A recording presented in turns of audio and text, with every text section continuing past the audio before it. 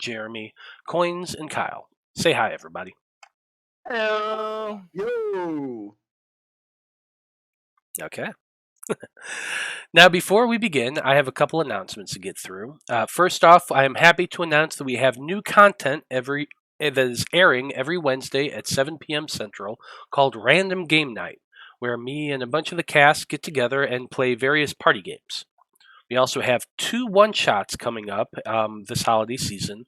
The first of which will be the Halloween one-shot hosted by Alyssa, who plays Eloise. And we also have a Christmas one-shot coming up in December. You can follow us on Twitter at @random_Rhapsody to keep up to date on everything we do and all of our programming schedule. Okay, that should do it for the announcements. Now join us as we dive into the world of Loroupa and continue on with the adventures of the Faab Five.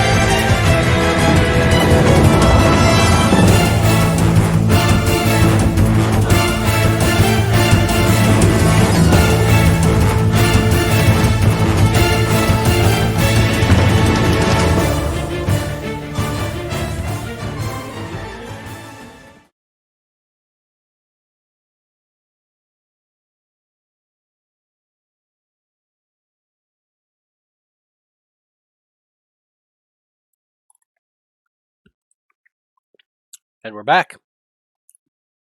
So when we last left off, the Faab Five was trying to remove the curse from their companion Apollyon. They had traveled to the town of Bradfordshire, seeking out a cleric to remove both his and Liam's afflictions. But instead they found a city ravaged by wraiths, most of its population dead. And while the group did manage to find sanctuary in the Temple of the Five, there they found survivors hiding out in the small temple, trying to protect themselves against the wraiths.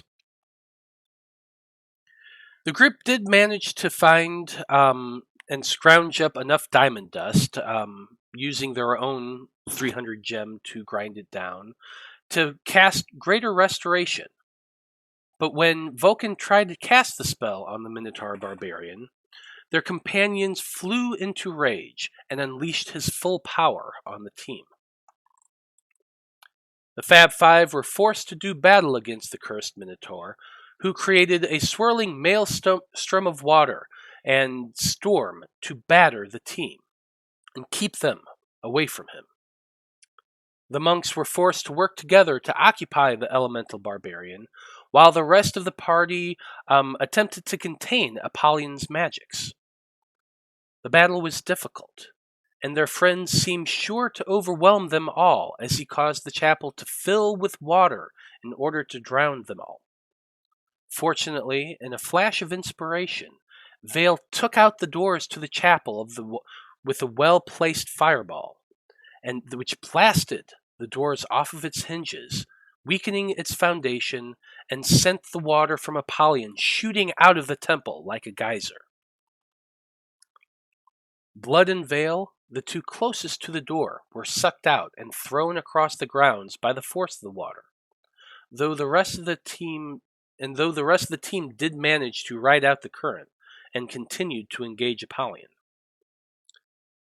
Though the squad at this point was beginning to weaken and wear down.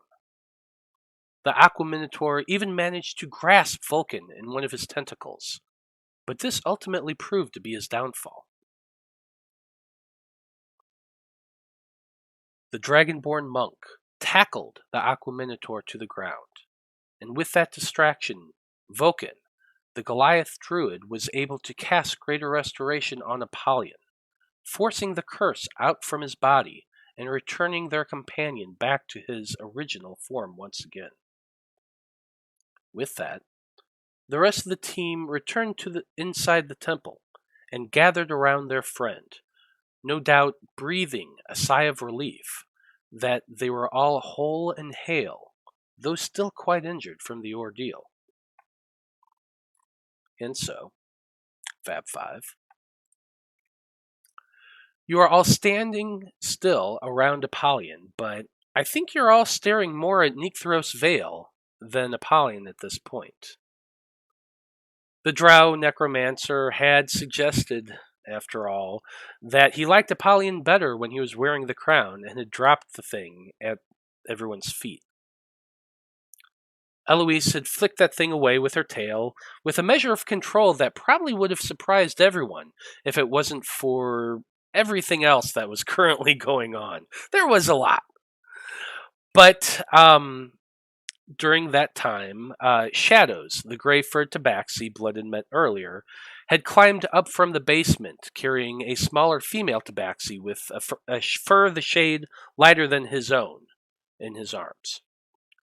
Both are completely soaking wet, coughing roughly, and as they had stepped out from the stairwell, Shadows had called out, "Now, what in the nine-hells just happened?"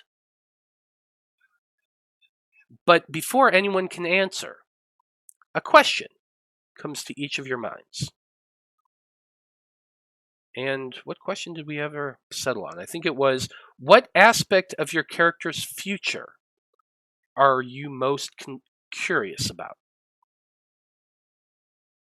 So, I believe, who was it? Was it Eloise who rolled this one finally? Yep. Okay, so Eloise, what aspect of your future are you most curious about?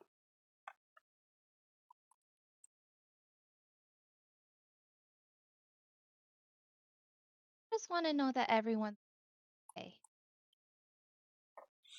Yeah, that's probably fair, and considering everything y'all go through, there's not a lot okay. so yeah, that The sounds safe answer would be no. yeah, probably not, but you never know. You never know. Blood from a stone. How about you? You know, I curious maybe if I ever get a chance to go. Not that I need to go home, not that I need to stay there, but I'm wondering if I actually get a visit. I'm not going to be run out of town. Interesting. Suppose time may or may not tell. And howdy everybody in chat right now. We got I'm going to pronounce this weird. Luca Ryu 00. Thanks for stopping in. We've got Anesthetic, who's always stopping by. Hello, Anesthetic. We love having you here as well. Apollyon, what is the thing that you are most interested in about the future, or what are you most curious about? I'm interested to know if I can defeat Grovy Bear in unarmed combat, and I think I can. I think Apollyon will be the champion and the Golden Boy once more, and I'm gonna get my belt back this year at SummerSlam Ravenica. I love it. I love it. Okay, Liam, how about you? Well, in the immediate future, I'd really like to know if Vaukan has any more of that shiny diamond dust. Because I've been living with this injury for quite some time, but if we're talking further in the future, I really don't want to see my old master again, honestly. I'd like to know how that's gonna go down. That is definitely interesting possible future. Luca is saying, interesting, the first time seeing the campaign and they're hearing all about the characters and think about the future. So yeah, it is a great introduction. Always a lot of fun. Unfortunately, Necthros Veil had to step away. He got a call, so he'll be tuning in, getting back on in a little bit, and we'll ask his question then. But As I said, Faab Five. You are all currently standing around Apollyon, who has just been revived and resurrected, as it were, back into his form.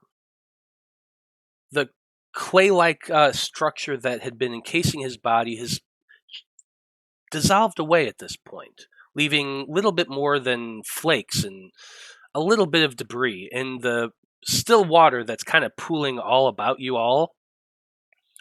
Some of the water has drained away at this point, while some is still around. There's probably about an inch or so on the floors at this point, and it is kind of slowly dissolving and evaporating away, but it is still there. And all of you are absolutely soaked.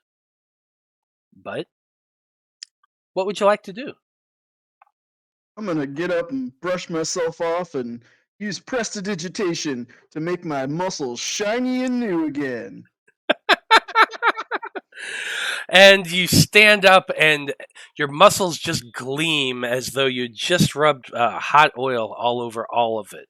And it shines a little bit in the bright sunlight, which I will point out is streaming into the chapel from the lack of double doors that is currently on the front of this broom. I'd like I'm to. back, baby. I'd like to go up to Apollyon and offer him back his cape of billowing. If you'd like to trade that out. Woo, yeah, this thing's sweet. I put it on and activate it and just like strike a hero pose.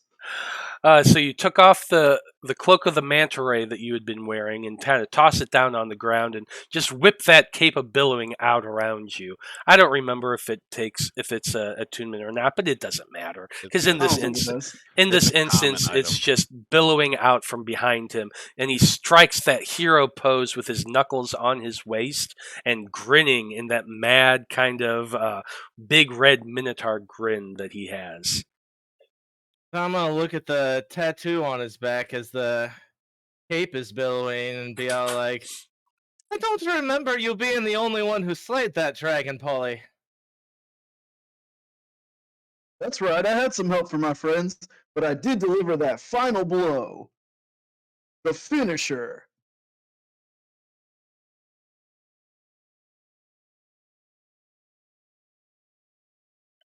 While you're all kind of standing there, just staring at Apollyon, you do notice, Apollyon, that your trident is gone. It had been kicked away by Eloise. Everyone else is just kind of staring at Veil still, who has walked away and is currently picking up all the pieces of his skeleton to try and put it back together again. For those of you who are watching, Necthros Veil is a half-drow who is a necromancer. And the team's kind of tends to get into a bit of trouble every now and then with that guy. But he had taken the crown that Apollyon had been wearing, the cursed crown, and had dropped it at his feet and said that he liked him better the way he was. Eloise had flicked the crown away, and God only knows where that thing is at this point. I think Blood picked it up. Yeah, it's in the bag. Thank you. I'm gonna go over to Vaukan and just ask him if we have enough. Author, do we have enough diamond dust? Help. Is there enough to also? Vaukan, poor Vaukan, he's looking pretty hurt. He's lost more than a third of his hit points at this point, and he's looking battered and bruised as he stands up and he opens up the bag that he had of the diamond dust and kind of looks through and begins digging through, and he takes out a little bit as you're healing him, Eloise. You place your hands on his chest and just surge a little bit of healing in him, healing him 18 points. While that's happening, he just shakes his head and says, "Sorry, Dragonfly. I had some in my hand when Apollyon cast that spell, and I just not sure if I'm afraid I do not have quite enough. You're gonna see Liam's expression turn down, look up at Blood. Let's go. I drank all my whiskey. Do you have any more? Yes, I've got a bottle, but Ghost should be at bay now. Let's go find that fucking jeweler. Steal some more. I mean, procure some. Would Well- it be all right if we had breakfast first? You know, take a quick breather. I could take Shadows if you want to hang out. Shadows, now that you say his name and look over at him, he's still over near the stairwell that went down to the basement.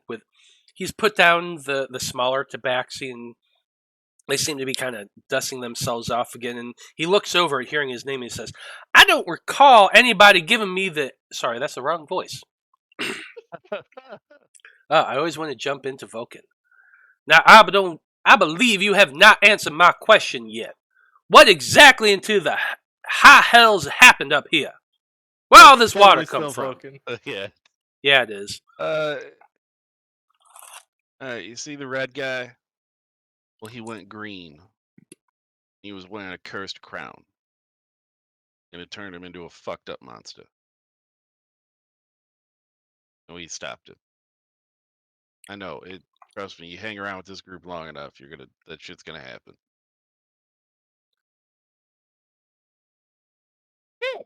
Can I go check on everyone upstairs?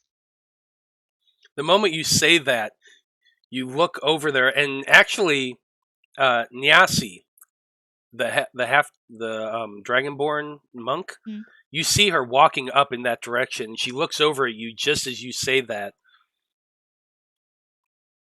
Yes, we must go check on them now. Come with me, quickly. Now, Shadows...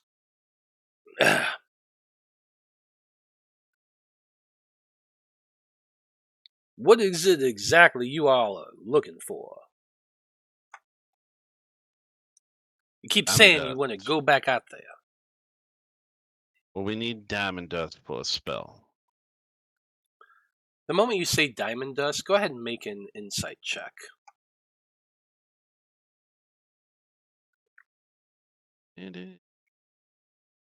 Ooh, it should be good. I hope. 19. Okay. You notice that both tabaxis, their eyes lock on one another, and they look at each other for half a moment. The smaller one, the female, you hadn't seen her the last time, but you assumed this is the wife that he had mentioned previously. She seems Sparkle, Glimmer, Sprinkle, something. Sparkles is what he said her name was. One of those Got it the first Powerpuff time. Girls, Yeah, one of those Powerpuff Girls. Though you never asked, her name is actually Eyes That Sparkle, but she goes by Sparkle. And the two of them share a meaningful glance. Blood is what you notice. She seems to open her mouth, and then he places a hand on her shoulder.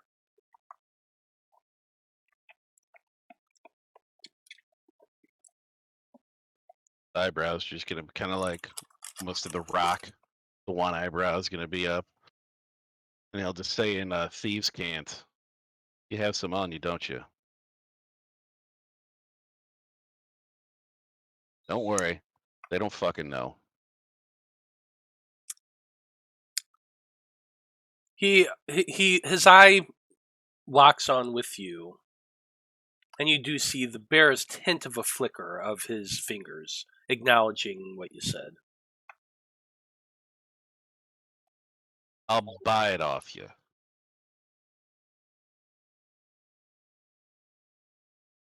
At double the rate. I need 100 GP worth. I'll give you. Did you? Are you saying this out loud, or are you thieves canting it? It's thieves can't, because I'm guessing it's probably a mixture like hand gestures. I mean, he can even say it in tabaxi, because they're all tabaxi. It's up to you. I'm just asking how you're doing. Yeah, well, he'll say he'll do like a mixture like thieves can't tabaxi. Okay, And just fair enough. speaking out loud, saying it's like, I'll double what it's worth. The female looks up at her mate, and you can see with that 19 insight, you can see the past between them. He seems to not want to. She seems to be much more sympathetic. She walks over and she reaches into her robe, pulls out a sack, and hands it to you. She says, "In Tabaxi, I found this in an alchemy shop when we were scouting. Perhaps it will help you."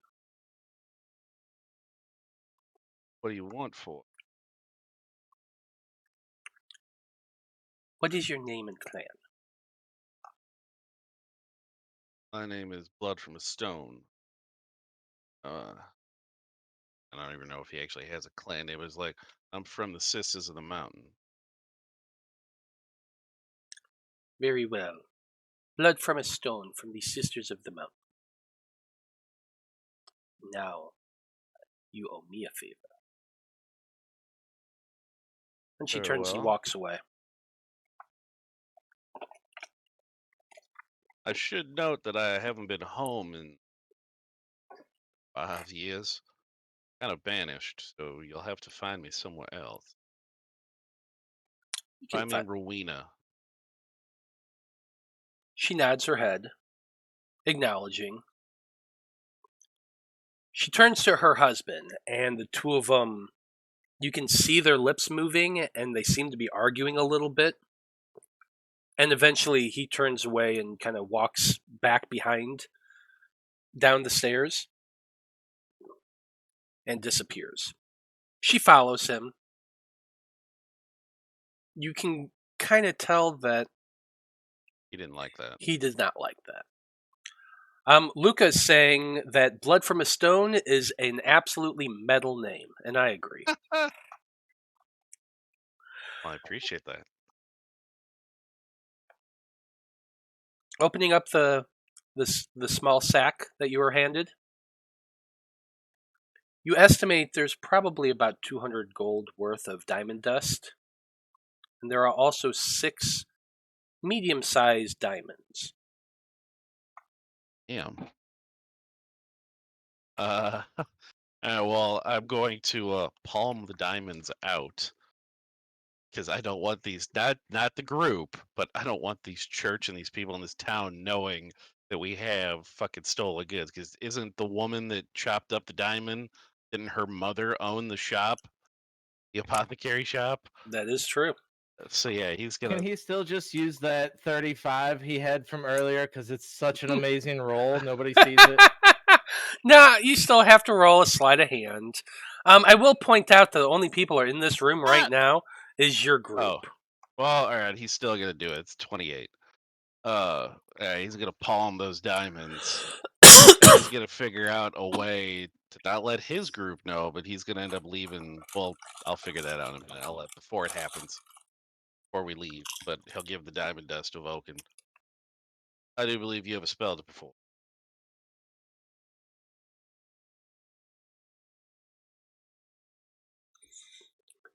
Vaukan takes the bag as well, because he was standing right there watching this whole thing. Yeah. It's not like they're being, but he did observe the exchange and the discussion and them handing something to you and disappearing. Liam wasn't paying attention. He's currently upturned a bottle of whiskey and he's trying to get the last couple drops out. That I believe. That I guess, believe. Didn't I give you a bottle? Oh yeah. Well, No, you said I can't have it, and I'm not gonna No. fight you for it after I just got Oh, I didn't. impaled by Apollyon. He take out. Let me see how many I got in the bag. They had. I think I had 5 and 5, right, of wine, and I gave 1 bottle of wine to the orc woman. He already had 1 whiskey, so he's got 3 bottles left. So, give you another bottle. Chibi. Marking it down. Well, as Liam is sitting over there chugging a bottle of whiskey, drowning his sorrows, he's not paying attention to a goddamn thing. Vale, are you back with us? Oh yes. Welcome back. Vale's just checking inventory, and as he does, he's giving his friends a breather. As his zombies come out and do their thing to start forming a chair so he could be comfortable while he's in here. So, while all this was going on, Vale whips out his portable hole and pulls out his zombies. And everyone probably wasn't paying too much attention to this. And so when they all look and see you, there's Vale with his zombies, seating himself in a chair of the four of them, kind of like crossing arms to make a little seat for him. Now, while this is happening, Vale, a question came to you as well. What aspect about your future are you most curious about? Ooh, that will have to be when will my knowledge and intelligence cap? So I can start focusing on other things rather than obsessing with brain power. The undead army isn't going to form itself. Well, at least mine isn't. Yeah. I suppose that's true. That is an interesting thing to wonder about. Eloise had run upstairs to see about the villagers, and you do head up, and you do find Niasi rushing into the upper cell, where you see a huge assortment of people. Now, you've met them before. You had been going around and healing them, so they do recognize you. And all of them are waterlogged. The beds are waterlogged. The water definitely came all the way up here. Luckily, it wasn't filled for too long, so nobody is drowned, but there are injuries, mostly bumps and bruises, a couple scrapes.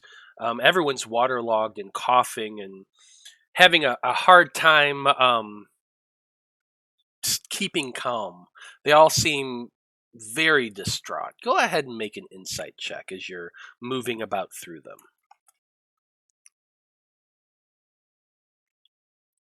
6.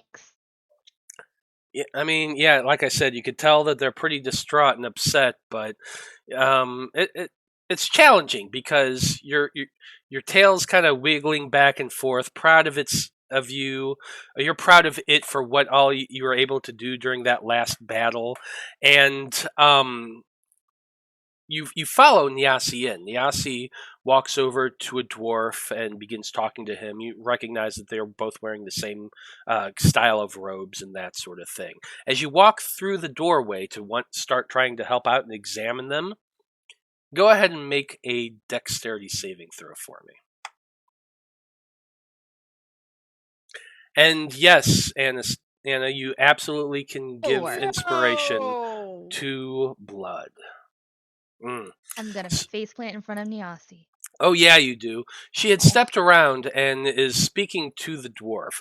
And as you walk through the door, your tail just twists around your legs, tripping you up, and you just face plant right on the ground in front of her, stopping everybody from their conversations, from helping each other, from everything they were doing to trying to calm the children. Everyone just stops and looks at you. And I'm going to quickly look at the kids who are probably still a little bit upset. I'm going to start like kicking out my legs, like trying to kick my tail. And I'm just going to start kind of yelling at my tail and be like, see, this is all your fault. If you could just behave yourself, and if you did try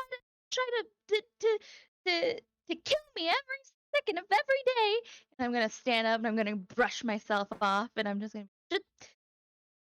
You thankful you don't have one of these. And then I'm gonna kind of like turn away, but I'm also gonna kind of like out of the corner of my eye the kids, see if anybody's like getting a chuckle out of it or anything. She's like, please let me play this off, please.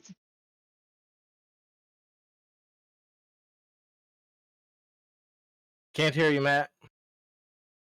Oh, I said, yeah, go ahead and give me a performance check, and also your camera is gone, just pixelated. Just FYI. Mine? Yeah. Looks good to me. I was gonna say it looks. Yeah, it looks good on that, but on, maybe it's weird. a OBS thing. Oh, okay. Performance. 14. Hey. 14. That's not too bad. Yeah, you're kind of kicking around and goofing And I and, don't and need. laughing. I don't need the adults to buy it, as long as the kids do. Hey, I got you back now. And yeah, it's funny, and you do hear a couple of the kids giggling a little bit as they see the comical way you're trying to get back up and all that. Absolutely. So, while that's going on and you're upstairs, goofing with the kids and checking to make sure everyone's all right. And Nyasi, by the way, the moment that happened, you just saw her jaw drop in this moment of realization is, oh, That's worse than you thought. Yeah, it really was. But while all that's happening, actually out to kill me. Yes.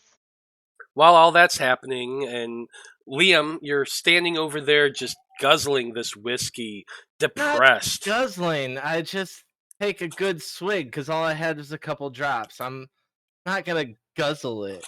Oh, well, fine. You're not guzzling it. You're taking a few drinks, and as you do that, you just feel a smash on your back. Go ahead and give me a con saving throw. Ooh, con save. 1 second. First roll from me of the night. Bow. That's 14. 14. Ah! You want to cry out in pain, but you manage to hold back and bite your lip as you're suddenly just flooded with this warmth of energy that ripples throughout your body into your ribs, and you just feel the bones begin to mend and the muscle begin to soothe.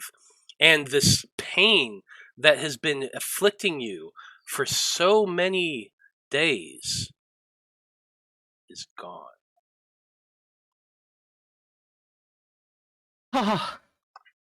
And you turn around to see Vaukan standing behind you, holding a bag in one hand, and his hand out, he just slapped you on your back and caught you off guard to cast the spell. I am going to do that really fun Drunken Master ability where I use 5 feet of movement to stand up, and this is kind of like a break dance. Stand up on your hands, then just fall to your feet. And I think Liam's gonna leap up and give Vaukan a big old kiss on the forehead. And as you kiss him on the forehead, he's just like, "What the heck are you doing, boy?" Oh my! Backflips, backflips, backflips. Give me an acrobatics check just for the fun of it.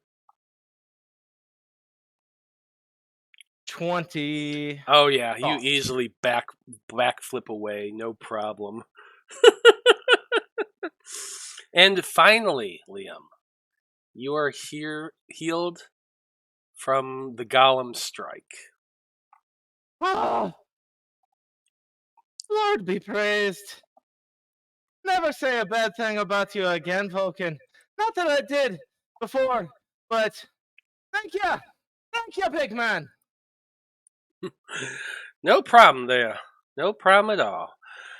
Just glad to see that we're finally done with this, but we still got to get everybody out of here. There's no doubt about that.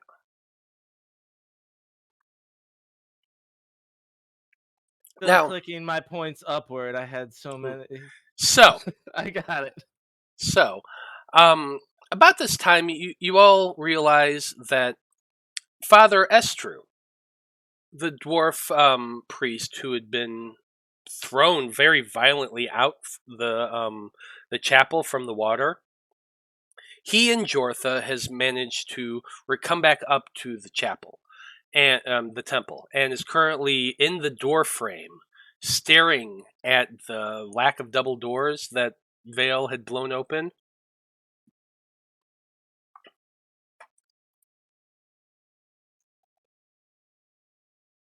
Jortha, the half-elf, is currently helping the priest up, holding him, supporting him as he leans on her a little bit. And the dwarf just seems to be looking over that big hole that's in the front of the building. The stone around the door frame seems charred slightly, even with all that water that was in there. And quite a few of the stones seem loose. A couple have fallen out, in fact. The old dwarf seems pale and is shaking while he examines the opening. Blood, the gods seem to be smiling down on you today and are showing you favor. You currently have a point of inspiration from our favorite viewer and Patreon supporter, Anesthetic. Thank you. Gotta make sure to use that tonight.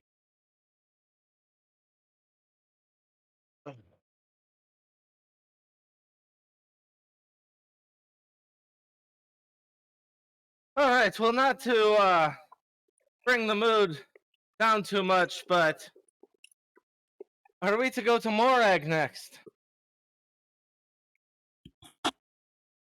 I mean, after breakfast, of course.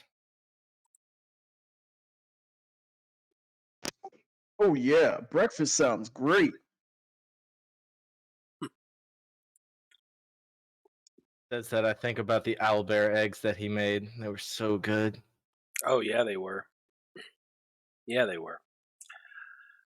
Nobody upstairs is injured. Can I make it back downstairs? Like if no one is in No one's immediate need of healing. No one's in critical need. No, they all seem more wet and confused, and Nyasi seems to be taking the lead, explaining what had happened and that they're all now relatively safe. Anesthetic saying, "Love y'all. It's always fun to watch the Faab Five." Thank you very much, Anesthetic. Thank you. But yeah, you can definitely make your way back down when in time to hear Liam talking about this. Ooh, yes, breakfast.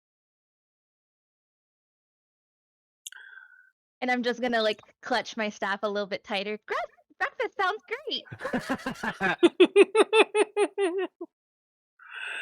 Vaukan, for his part, has sat down on the steps up to the dais where that statue of the father is, and is just sitting there looking relatively tired. He's got his hands on his knees and kind of wringing out his robe a little bit as he's sitting there, but he seems at least willing to sit back and let y'all kind of talk a little amongst yourselves.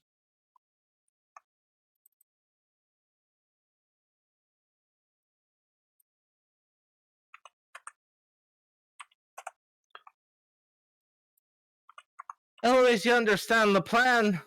Should it work, you get the staff back. I'll get Desi back. It's fine. Desi? Didn't know it had a name. Now, the priest who was checking out the door, he's walking towards you all now, along with the half-elf. He calls out to you all, "The foundation of the temple still seems sturdy, but the doors have washed away with the water, as have the bodies we'd prepared for burial, now that I'm looking around." Weren't those on the other side of the church? Where could those have gone? Unless he went out and stole them? The water had pushed them all away. Oh, I thought they were on the sides of the church, not in front. Perspective, but yes, they were all caught up in the water blast that came out of there and were pushed downward. Were they wholly oiled up already? Oh, yeah. That was the ones they had prepared and they just Oh, gotcha. So they should at least not be able to be turned, hopefully. Cool.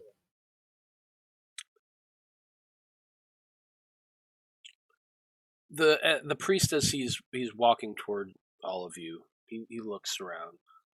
"Is your companion cured now?" Better than both are. before. We both are. And Apollion's probably billowing his cape again. You're damn right I am. the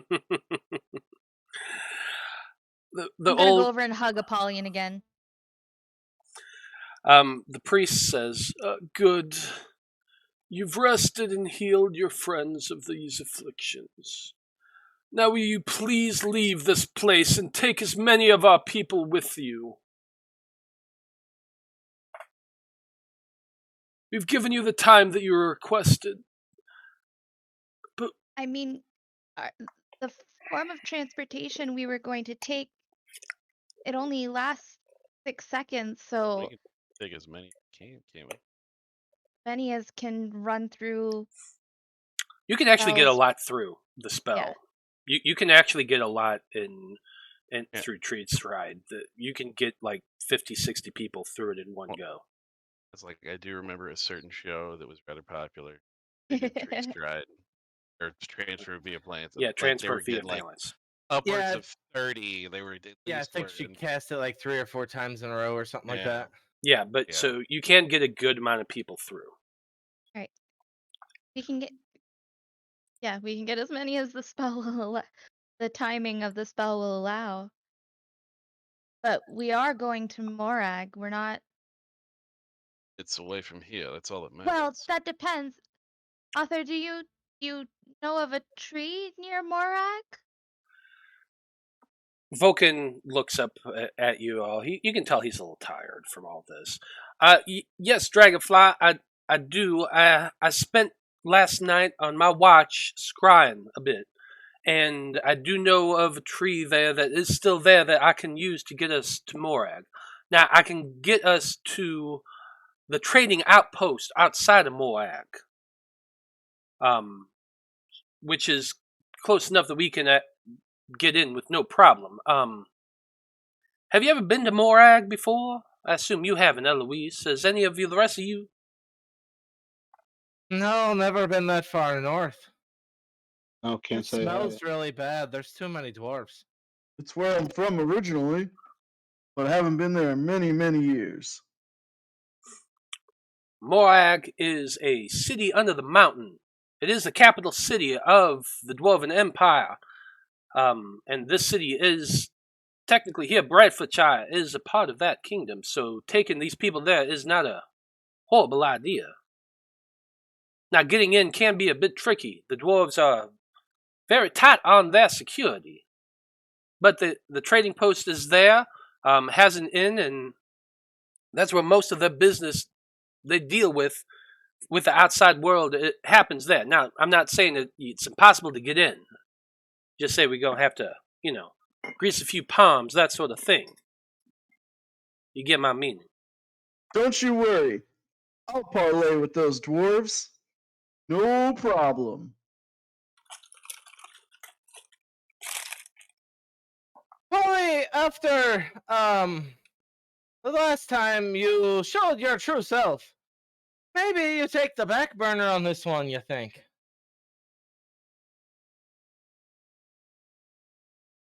What do you mean? Dwarves love me. Do they? But to be fair, you think everyone loves you.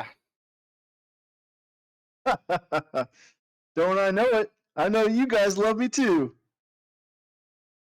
Not I'm a big still fan wrapped of around Apollyon. Of course, Apple. Edge tarnished after the events. Yes. Don't put anything on again unless we look at it, please. Please. All right. I'll be careful. Put those boots I gave you. Put those on. I'd like to make one more rule. You never cast Charm Person on another person in this group again. He can't do it anyway. What? He looks confused. It was the crown that did that. You tried to charm Blood, and then you did charm me. Whatever that's in that crown, it's nothing but evil. And I'll evil-eyed Veil while I'm saying this. Now you mention it, that thing did show me lots of visions. Do it. What What'd you sort talk- of visions? I don't know really, just flashes of different things.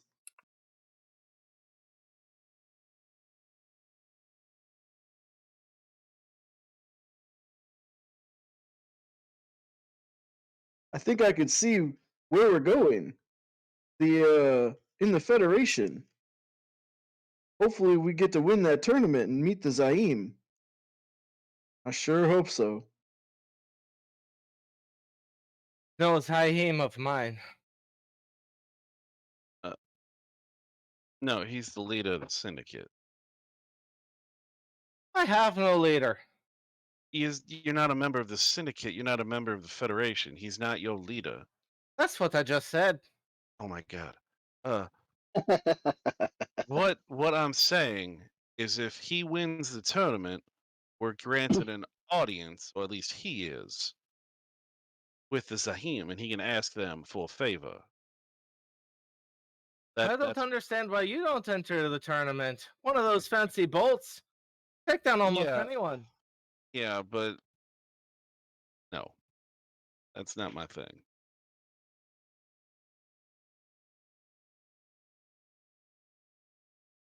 Those tournaments are gonna be let's just say Groverjaw, they not even win it. Those tournaments they gather a lot of very large individuals. Very powerful. It's gonna Not be that- difficult. And that's not my thing. Not that we're not getting off topic just a bit. But we need to hit the Morag and get this glaive back before we get to any tournament. That's step one. And I'll pull out this little pouch that I have. It's got slots for 6 little powder vials in it. 2 of them are missing. They've already been used.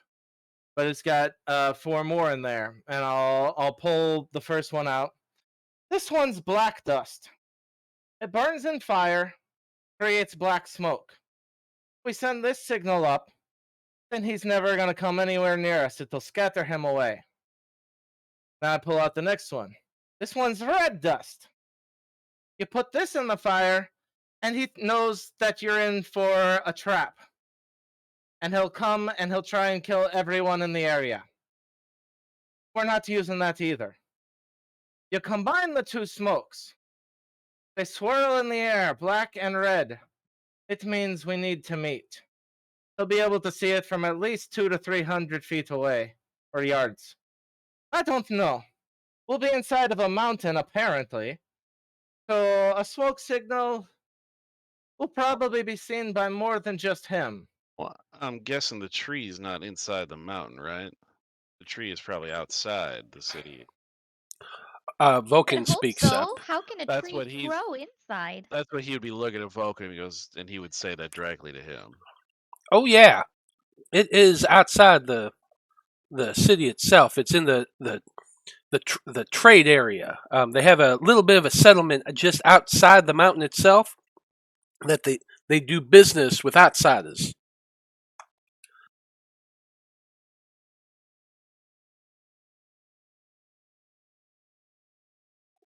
Sorry, I had to cough and clear my throat.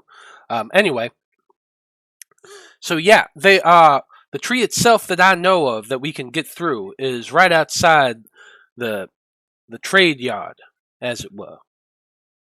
From there, they have the entrance, and that leads us into the mountain itself. But I'll be able to get us to the outside at least. Just out of curiosity, how long's it been since you were there? The area may have changed since your last trip. Said he scried. Indeed, yeah, I scried on the tree that I'm speaking of specifically. That's why I know that it's still there. My apologies, I don't understand the magic. No worries, boy, no worries. All good. Conversation happening while we have breakfast and rest. You're just standing there talking, as far as I assume. If you're wanting to go down and make breakfast, the lower level is where the kitchens were. Oh dear, I'm afraid of what state everything would be in. Yeah, it might be hard to start a fire in a waterlogged kitchen. Well, Apple, want to come down with me and you can prestidigitate everything dry? Since you did get it wet, Well, I suppose I could be a Also, you're a better cook than me. Oh yeah, got any owlbear eggs? oh, don't ask. Just let it go. I'm gonna open my pack and scrounge around, even though I know very well I don't have any owlbear eggs. Yeah, let's not bring that up again. Got lucky that time. That's okay. I'll just eat everyone here. I'm just gonna elbow him in the ribs. Oh, just kidding. Just kidding. Oh, that did not sit well with the monks. I could just kidding a bolt at you. Blood will step away. He's gonna get out some, his paper out of his bag, since that's dry inside the haversack. He's just gonna write up a note in thieves' cant. He's gonna be like, down payment on your favor. Find another man's treasure. Ask for Kozik. He can find me. Is his sign just a B? Then he's gonna put 500 of that syndicate gold in with the little, like a sack with the note. He's gonna be giving it to the taxis. Okay, so while Apollyon and Eloise head down to the lower level to figure out what they can do as far as breakfast, Blood from a Stone sits down and writes himself out a note. Now you did see the two of Tabaxi head downstairs as well. He'll follow as soon as he's done with that. He's gonna follow them down. Does Vale see him taking the syndicate gold out and writing the letter? Go ahead and make a perception check. Oh well, it's an 18. 18. Ooh. So I'd say that you probably saw him. Vale will command the zombies to saunter over to him and ask, "Hey, what are you doing?" Oh, you're lucky I didn't blow any of your fucking zombies' heads off. I'm giving them this for what they just did for us. Did you just shoot? Fire a weapon? At the fucking zombies. Why? Because you said they're sauntering over towards him. Yep. Holding me. Oh, well, Aaron, you didn't say that. You just said the zombies are going to saunter over. So he doesn't shoot at him. Let's just say that then. You're lucky. Oh, he is? So I say, what exactly did they do for us? Liam is walking, and he's going to continue walking. So they healed him? They gave us what we needed to heal him. Diamonds, huh? Where'd they get those? He's going to look over. Is the monk anywhere near? Like, where the fuck do you think they got him? Okay, make a perception check. Too, by the way.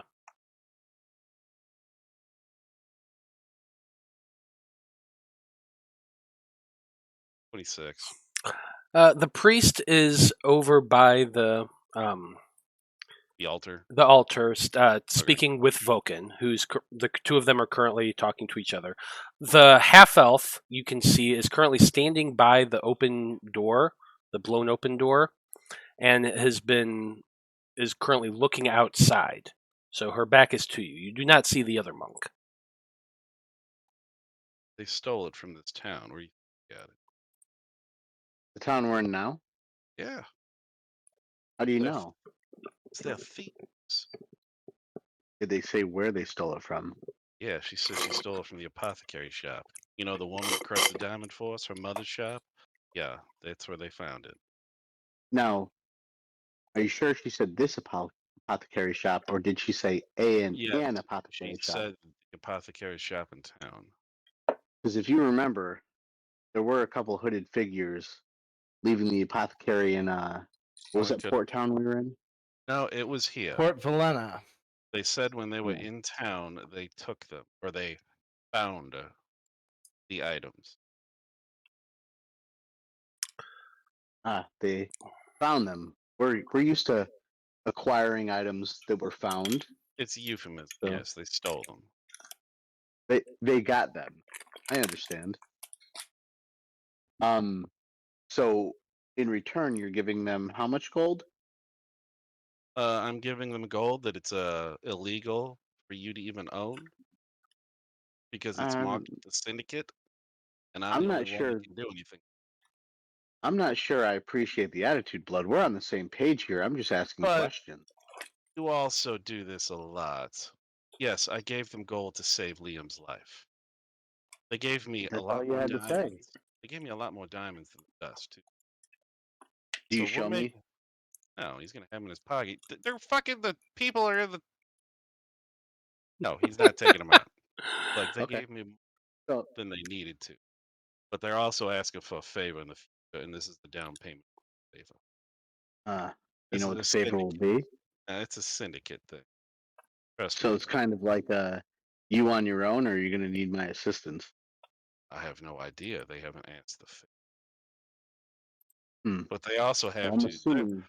They are also going the northeast. They are going. What's the? It was. Is it Radagast that you said that they were going to? No, they're going to Hyrulean. Hyrulean. Okay, yeah. So they're going. Yeah, they're going to the next. Yeah, they are leaving territory. They will not be. That's complete They opposite won't. direction of where They we're won't be heading. back in Rowena anytime soon. My guess is if we run into them again, it's going to be at that tournament. I'm probably going to. So Because you I want me mean, to break in, steal something from a secure facility, building anywhere, Ropa. I mean, if I didn't know you weren't the best, I wouldn't have asked. Well, I'm going to need the help. It's not going to be just me doing it. And I don't I know if they're going understand. to help. I hope you Yeah. under. I hope you realize this isn't an interrogation. This is just consider it a curiosity that I would like to You're have walking filled. over with zombies and you're asking me I'm questions. I'm not not scared. walking. The zombies are. I'm just It's sitting here. fine. Yes, they So deserve.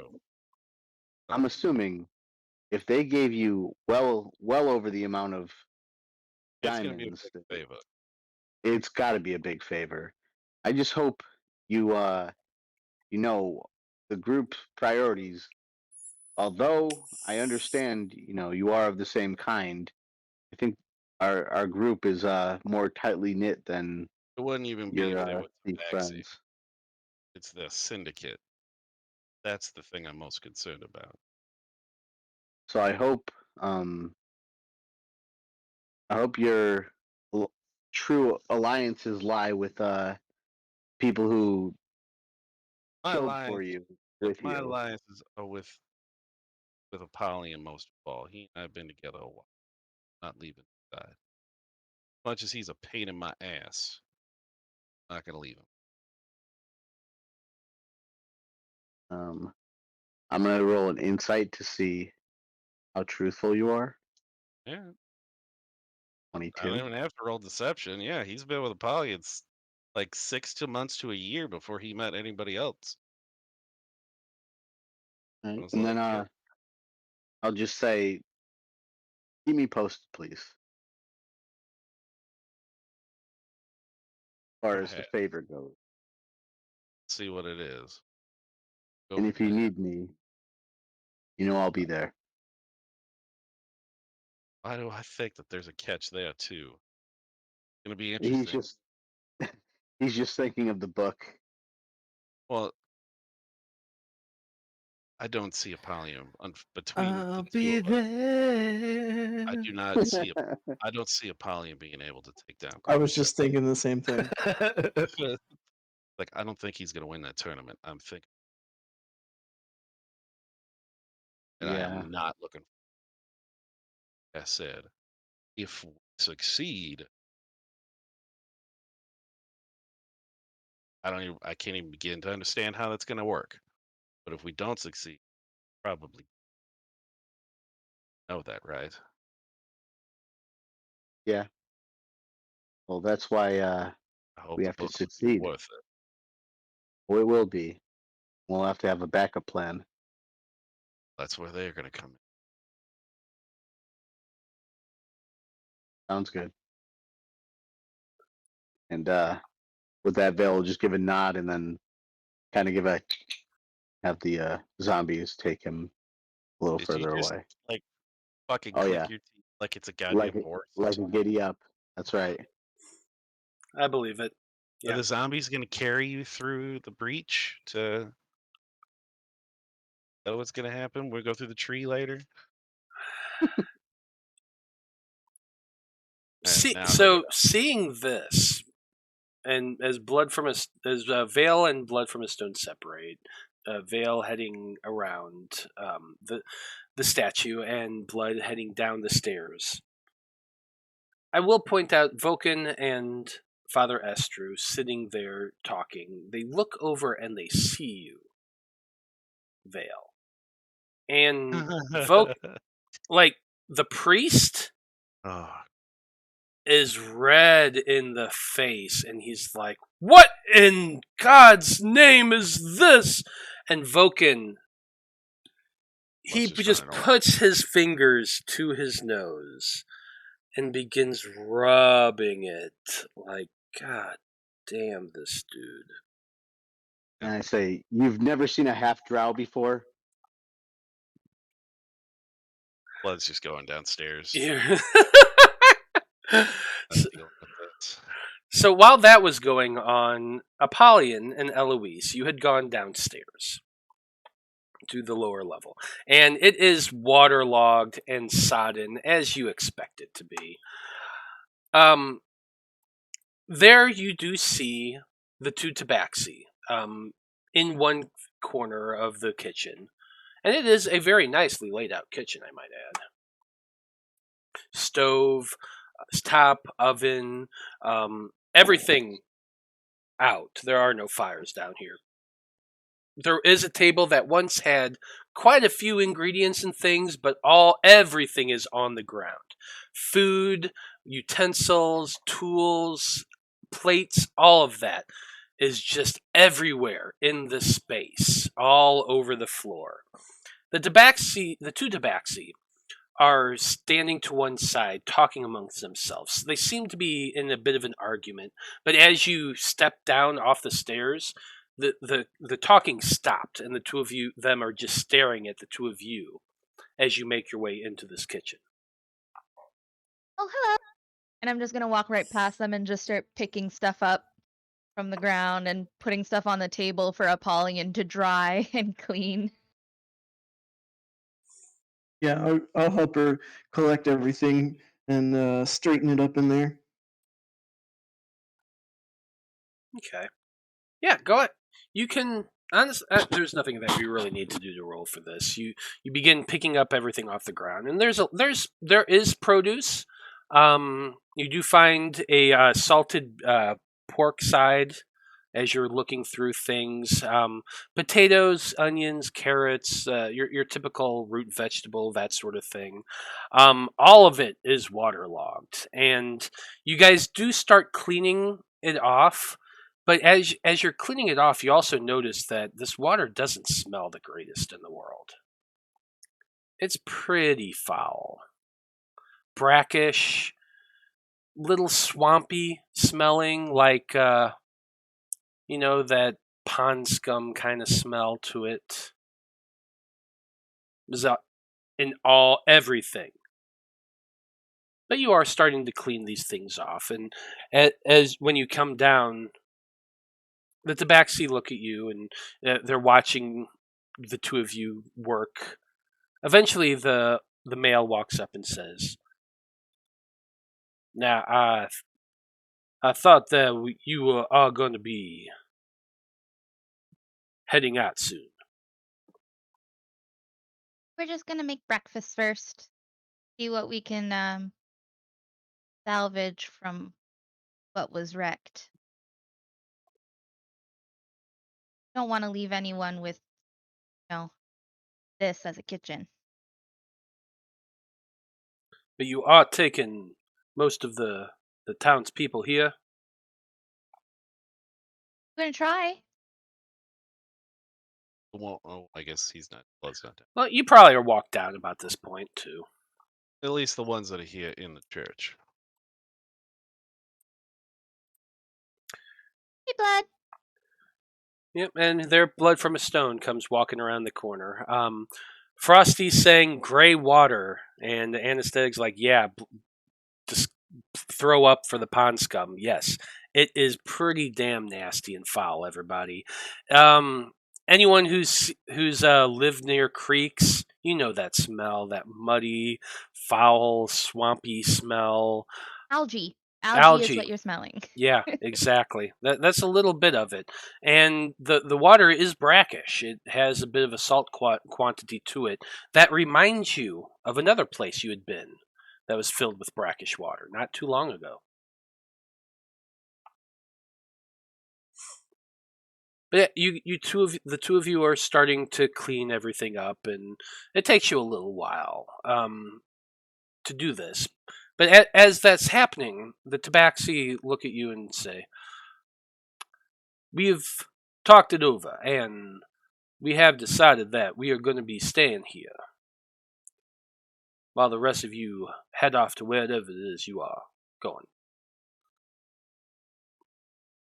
We think there may be more people here, and we would rather search for them while y'all are off doing whatever it is you're doing to try to stop this thing."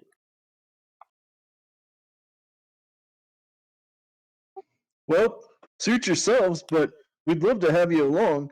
If you're anything like my friend Blood here, I bet you're good in a fight. Okay, Apollyon.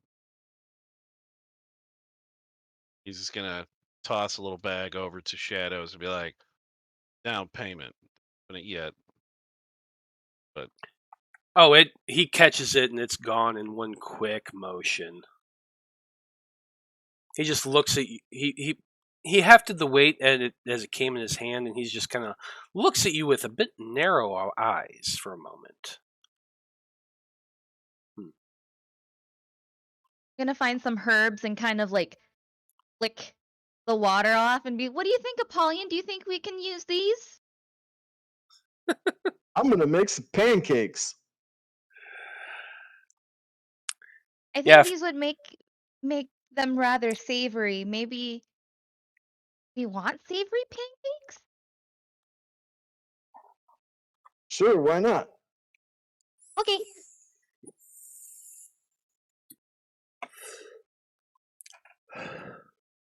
Well, you all set about working on this sort of thing.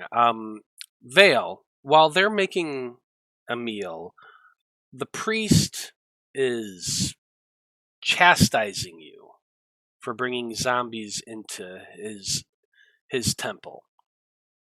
The skeleton was bad enough, but all of this is, what's the word I'm looking? Desecrating the temple in a way far beyond anything you could understand. And even Vaukan is chiming in right now. He's telling you that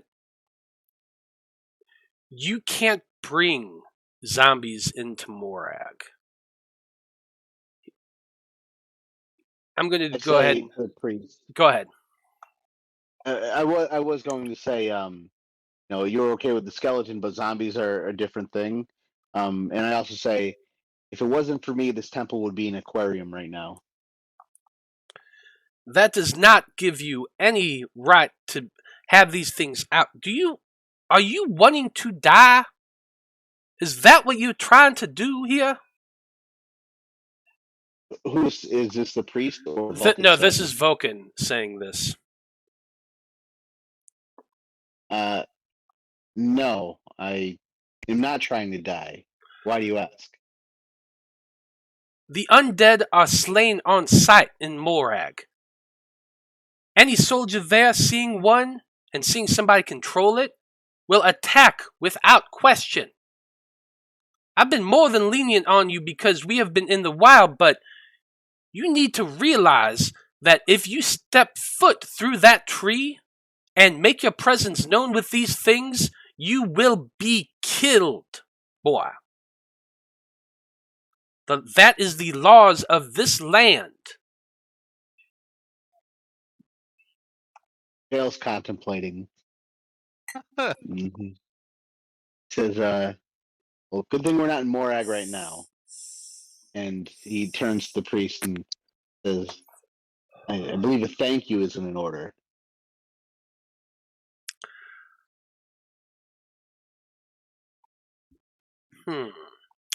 Is this a persuasion or intimidation? You make the choice, but make a roll. Okay. I would think it would be either or. He's kind of, he's not trying to be intimidating, but he is being, I would say persuasion. They're He's both just the being a same role. drow. Yeah. So persuasion. And I'm going to use a lucky point to reroll that. We have not had a rest, correct? You have not had a rest, so this is going to be your last lucky roll of the day.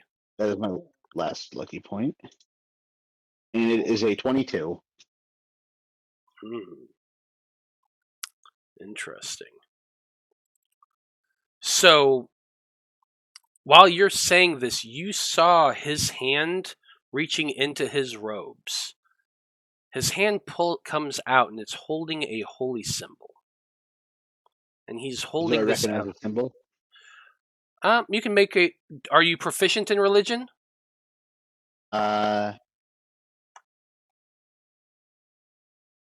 Yes.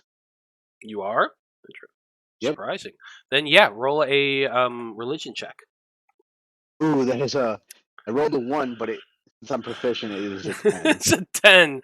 It's still pretty funny. That's actually a pretty damn good modifier on a religion check, but unfortunately Yeah. a nat 1, you have no idea what this symbol is. This religion on the surface is completely different than the religion that you're used to in the Underdark. So you're saying he's not holding a spider? He is not holding a spider, unfortunately. The symbol itself appears to be in the motif of a flame. It's pure silver, and it has a wreath of laurels in a circle above the flame.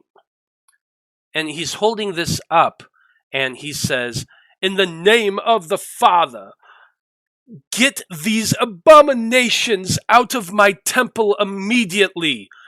We've only not accepted, that's the wrong word. God, I'm blanking. Tolerated, thank you. We have only tolerated the presence of you and these abominations out of need, but this cannot go on any longer. Be gone from this place, or I shall be forced to force you out."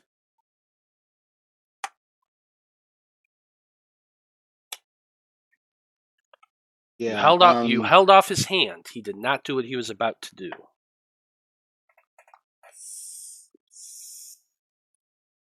Liam hears the raised voices, and after trying to create a handshake, secret handshake with Goblin Bones Jones over there, I'll come over here. They're not asking you to get rid of them. They're just asking you to keep them out of sight. That's a decent compromise. Yes, maybe, possibly. Well, yes. And when you say out of sight, do you mean out of the temple or out of this plane of existence? I'm sure your hole would be just dandy with them. They didn't seem to care when you had them all in there earlier. All right. Veil will come up next to the priest. He will open up his portable hole, spread it across this altar right here, and then one by one let the zombies go in. I'm gonna say you probably could not do that just for the simple fact there's not enough surface space on there to activate it. Remember, it has to lie flat. Okay, how tall is this altar? It's only about 3 feet tall. All right, then I'll just put the hole right in front of him. And as these zombies are going in, I'm going to command them to kind of just brush against him. I kind of wanted you to do it anyway on the altar, but I'm like, God damn, it just doesn't work that way because that would be a much more sacrilegious and funny. But this is still bad enough. As they all walk by him, they're kind of going to give him a hard shoulder. Each one as they pass into the hole. Well, I mean, if who are you doing that to? The old man, because Vaukan's going to step in between that. You might have got after the first one does it. Fucking die. Yeah, you might have gotten away from the first one. Probably pushed past him, and Vaukan just steps between the two of you at that point. All right, and then the 3 other ones will just give Vaukan the brush as they walk in. Vaukan's just going to push them as they go. That's fine. And he's scowling at you two, Veil, and he's saying, "Every man's patience has his limits." And I say, and every drow's patience has his. And he mage hands a gesture that is inappropriate to be doing in a church. Probably. Totally unseen, or does it have spectral vision? Can we see it? Yeah, it's not the arcane trickster mage hand. You see it. Yeah, it's right there, right in front of him. I believe it. Yep. And Vaukan is dead-eye staring you. He is. And the old priest seems at least to be pacified in this moment, and Vaukan has a hand on the old man's shoulder as well. And you see in that moment, Liam, what's your passive perception? I believe it's 15 now. Okay, yeah. You do see that old priest, his hand was slightly on fire for a moment. And it fizzles out with Vaukan placing his hand on the guy's shoulder. Breakfast! Is any progress on breakfast? You hear that voice coming down from upstairs, Eloise, Blood, and Apollyon. I'll go check it. Can I roll to make an attack roll to try to flip a pancake into Liam's mouth from across the room? He's you're downstairs and around a corner, buddy. I'm the golden boy. Wait, what did I'm he just just kidding. say? He wanted to flip a pancake at No, you. no, I was saying about Liam. You heard him mention breakfast, and with some urgency to his voice is probably what you got. I'll go check it out. Just knowing he's already probably just muttering under his breath. He goes, "Oh." But for visual purposes, the zombies aren't on the board anymore, right? I'll move them. They are gone. Okay. However, the skeleton is still there, correct? Did They did say he was okay, and I don't think Blood would have. They weren't saying he's okay. Are you not leaving the skeleton? Because that is going to be. I was planning on leaving since they did say we were okay with the skeleton. No, they did not say that. I'll probably look over at Bones Jones over there and tell him, "You heard what they said about death on sight. You've already died once or twice. I've lost track. Maybe 3 times after today, but probably 4 times would not be good for you. You might want to get in the hole as well, Boyle." Yeah, so Veil, Frosty's saying that he's using some random points to feed you some bread because you're looking a little malnourished, and that's not wrong. He's more into books than eating, so Yeah, that's true. That's true. sometimes he forgets to eat.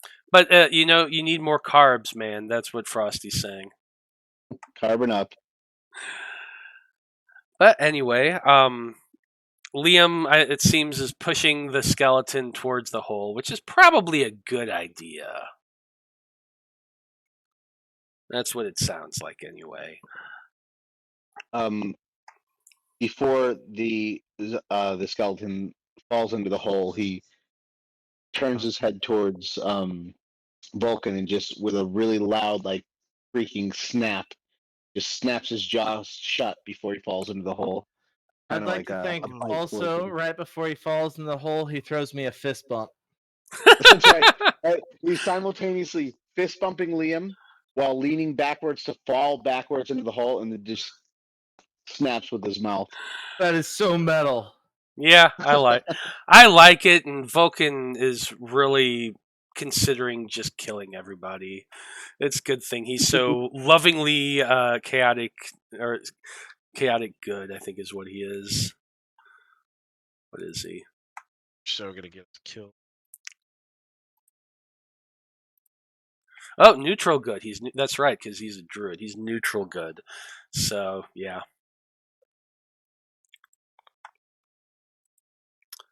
But anyway.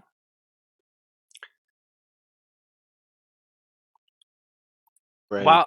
Yep. The argument's going on, or finished up upstairs. Downstairs, the group is making pancakes, or at least trying to.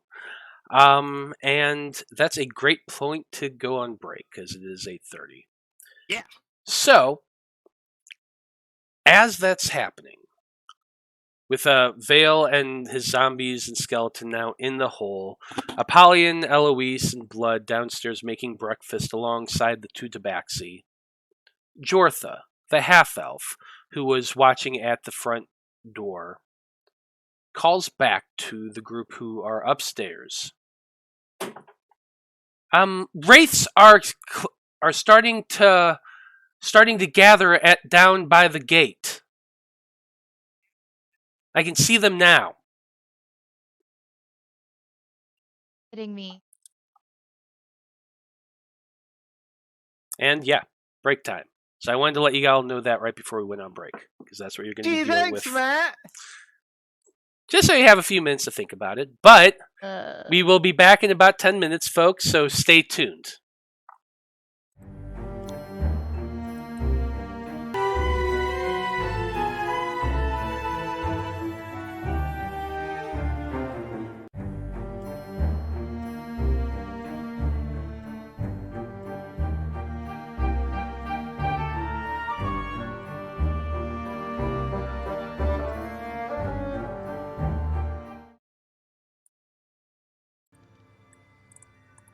Okay, we are back, everybody.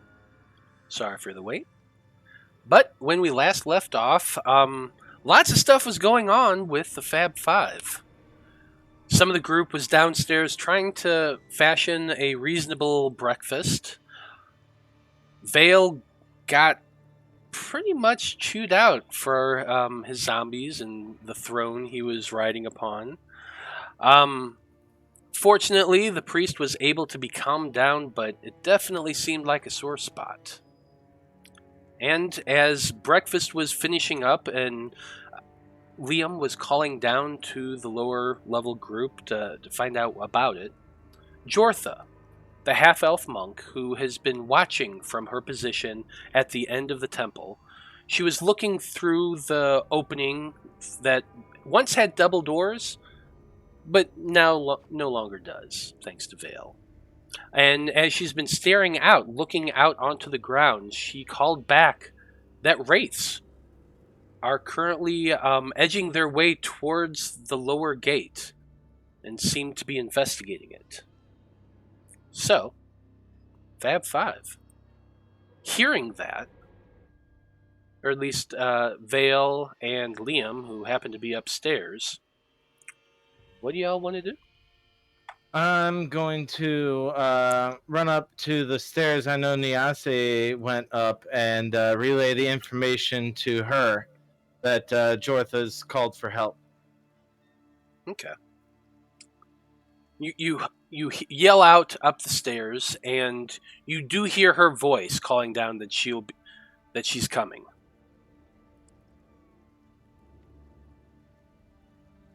Anybody else want to do anything? Apollyon and I are still downstairs with Shadows and Sparkle, right? Yes, you are.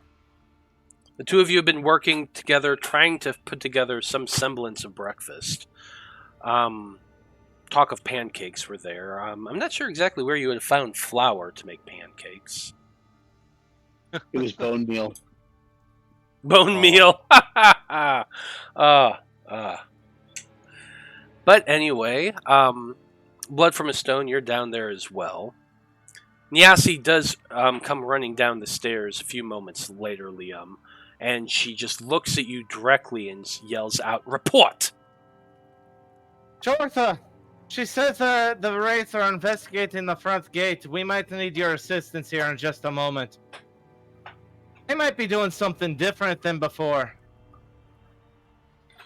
You all do see her run down the length of the chapel and come to a stop right next to the half-elf. The two of them seem to be talking amongst themselves. Jortha points downward toward, to the south, and Nyasi seems to be looking as well. Does anybody want to do anything while this is going on? I'm just gonna yell down to down to the kitchen. We need you guys up here.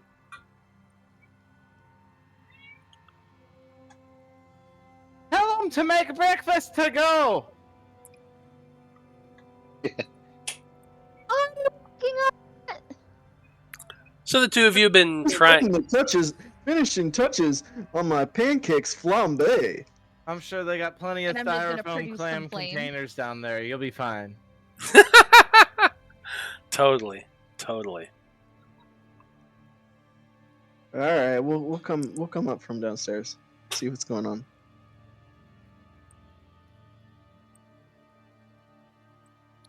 And you do. You all come running upstairs. Eloise, Apollyon probably carrying the skillets that you guys were cooking your griddle cakes in, or whatever it is you managed to find. I'm sure you found some vegetables and whatnot. By this time... Potatoes made like a little hash. Yeah, absolutely. By this time, Nyasi steps back and sees the rest of the group coming running upstairs, and she says, "I see at least a dozen wraiths. There are bodies pulled up at the bottom of the hill. Some of them currently over the threshold. I do not know if the threshold will hold for long." Then maybe you should keep Jortha with you, and we should head out immediately. Frosty is asking. He hasn't been playing D&D for about 16 years, so is Apollyon a Minotaur or something else? Yes, he actually is a Minotaur. They're in one of the expansions in 5th edition. They actually have stats for a Minotaur. So go That's ahead. right, baby. All Minotaur all the time.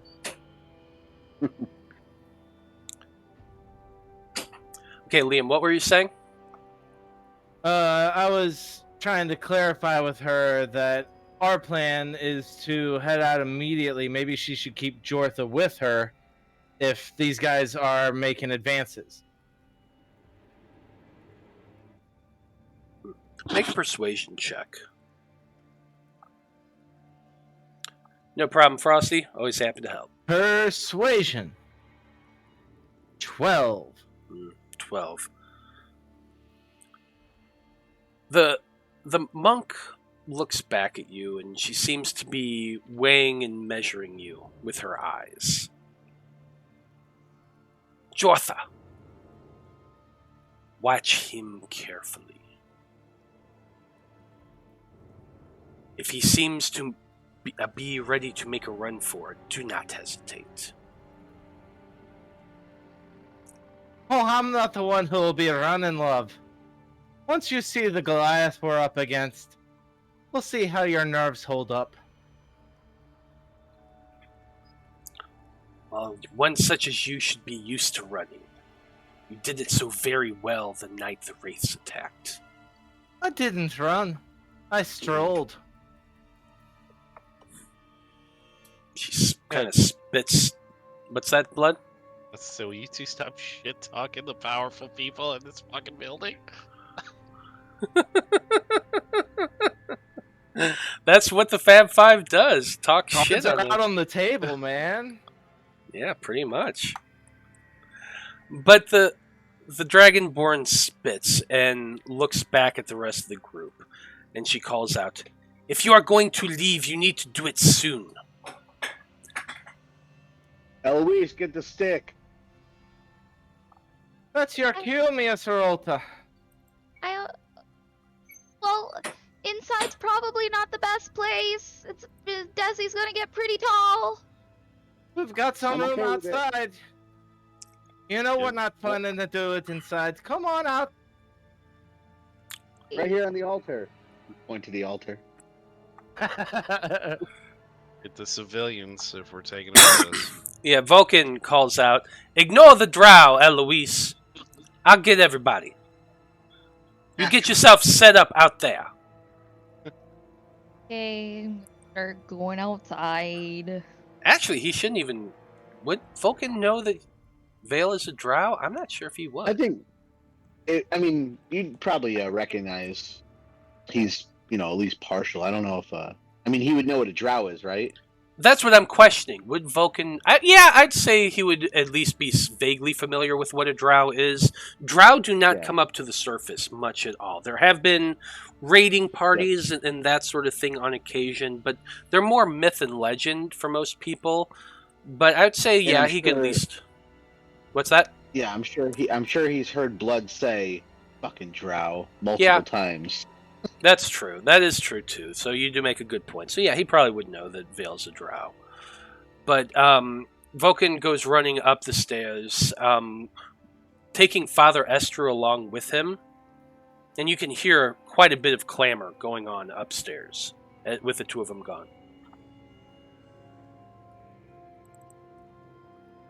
So what are you all wanting to do? I'm watching Eloise to see what she's doing. Then I'm heading towards outside. Yeah, let's do this. Okay, Eloise, it's all up to you. You go walking out from the temple into the grounds, and as you step forward, you can see about a good couple 100 feet down the hill. There is the stone fence and the gate, and you can see, even at this distance, more than half a dozen of those wraiths moving about. One of them seems to be going right up to the threshold, looking it over a little bit, kind of looks up at you as well. And I'm just gonna look at the ground and gonna kind of look around for, does the soil seem fertile around here? Does it seem like it would be nutritious to a tree? Make a nature check. I don't want to put it somewhere it's gonna just starve. Well, if you want, I can go grab some of those bodies, and that'll keep it fed. And Yeah, it's rocky soil, but it seems pretty good. It's fairly freshly watered from all the water from Apollyon, after all, and Poison one. you can find a spot that seems to be a little better than most. Because this is rocky soil, but it's also a magical tree that's going to be there for like a day or two. yeah. Can Okay. you open the door so we can cross the... Is there a door? Well, I don't see the dynamic lighting out for anything outside. The door's blown off. I know, but I'm just saying. It's like it would when I was trying to like go through it, it wouldn't let me go Oh, out. Yeah. my bad. I didn't realize it was still there. I thought I took that off a while ago. You know, oh, got Oh, you put the tree right on top of me. It's Sorry. like, I was like, I don't want to be stuck in the tree. I just wanted to see just how big this tree was gonna get. Yeah, it's gonna be a big tree, guys. It's a 20-foot radius tree? Yeah. Oh. Hey, what happened to the bodies that were out here? They got washed away. All 24 of them on either side? That's what I was saying. I thought they wait, were on the other no. side of the tree. The top of the tree, like the leafy part, canopy. the 20-foot radius. Okay. The actual trunk is Alright. 5-foot radius. That makes more sense. All right. There we go. Yay! That's a big tree. But yeah, he said the bodies are all washed up by the gate, the fencing now. And you can actually look down there and see them, Veil. Down at the bottom, pushed past the threshold, a few on the threshold itself, and a big pile of them down at the far end against a building on the opposite side of the road. You can see all those bound up bundles of corpses down there. He would be. Well, I'm gonna walk over. I'm gonna find a good spot. I'm gonna plant the end of my staff in the ground, and I'm just gonna Desi. put my forehead up against it. I'm gonna be like, "Gonna see you soon, Desi," and then I'm gonna use my action to use the charge and have it turn into a tree. So Luca's saying, if you're worried about the tree, go full murder hobo. Good fertilizer. But as you place your head against the staff and focus the charge, a gigantic tree just grows out from the staff. Roots springing downward from the base, the tip growing outward like branches, rising higher and higher as the trunk itself begins to get fuller and fuller and fuller. It continues to grow. This one big bright bloom of green against an otherwise rocky backdrop. And as it grows, you all just look up at the majesty of this thing. It is gorgeous. What kind of tree is it, Eloise? It is a beautiful red maple tree. I love it. It's gorgeous leaves. Dark red, almost purpley looking leaf. I have one of those in my front yard. Me too. Very Canadian. I love it. Yeah, I wish I had a red tree. I'm sure it's fine, Oh, dude. well, yeah, It's I know. fine. I know. You know But- me. Hint, hint. That's why I call my staff Desi, because it's from a deciduous tree. Oh! I like it. I like it. Can we just comment on the Frosties' comment about your comment? Bound up bundles of corpses, he says casually. Oh, yeah, that's very true. Bound up bundles of corpses. But you know what? When you have a necromancer in the party, that becomes casual conversation. Exactly. And Luca's saying it's a whomping willow. That could have been appropriate. That'd be nice. Yeah. But It yeah, was a weeping willow. Harry Potter. Oh, I There you go. understand now. I've seen those movies. yeah, you're up with the cool kids talk. So yeah, with the tree grown to its large size and finally stops, everyone kind of just takes a step back and looks up appreciatively at this gigantic thing. The wraiths at the bottom, seeing this, seem to be moving up, pushing on an invisible boundary. It's a little odd to see this because it's like you can't see them pushing against anything. There's no gate or anything there, but the passageway, the gateway, the opening in the wall, they seem to be pushing against it. One first, then another. They seem to be looking up at the temple thoughtfully as they're doing this. A few moments later, Vaukan and the father, accompanied by, there's like 19 people that were upstairs. The two tabaxi, and the monks as well, all gather out in front of the temple. Lucas saying necromancy is just medicine a little too late. And yes, that's very true. As the group gathers up there, everyone just piling around this gigantic tree. Vaukan looks around at all of you and he says, "Now when I cast the spell, we are only going to have about 6 seconds to get through it. I need everybody to march very quickly in single file. Get through the opening of this tree and onto the other side and out of the way so everybody else can get through. Do you all understand?" And for the group of NPCs as a whole, you hear mostly a chorus of, "Yes, we understand," that sort of thing. I'm not going to do a million voices. But he looks to each of you. To Veil, currently zombieless. To Liam, fully healed. To Apollyon, now once again his shining red body. Blood from a stone. In his edgelord Assassin's Creed look. And then down to his loving adopted daughter, Eloise. Puts a hand on your head, Eloise. Rubs your scales a little bit and your horns.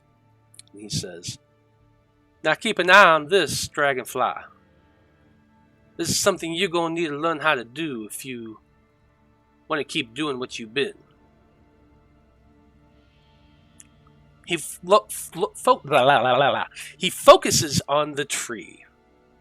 I get tongue-tied so easily. He focuses on the tree, places his hands on the trunk. You can hear him muttering an incantation under his breath, Eloise, in a language that you speak as well, the Druidic language. As his fingers move about, energy begins to circle around those hands. And the tree begins to split, a golden light forming along the center of the trunk and spreading outward, opening wider still, until a 5-foot gap is visible. And on the other side, you can see a building made of wood and timber in the distance, a 2-story structure. Vaukan looks at everyone and says, "Hurry now!"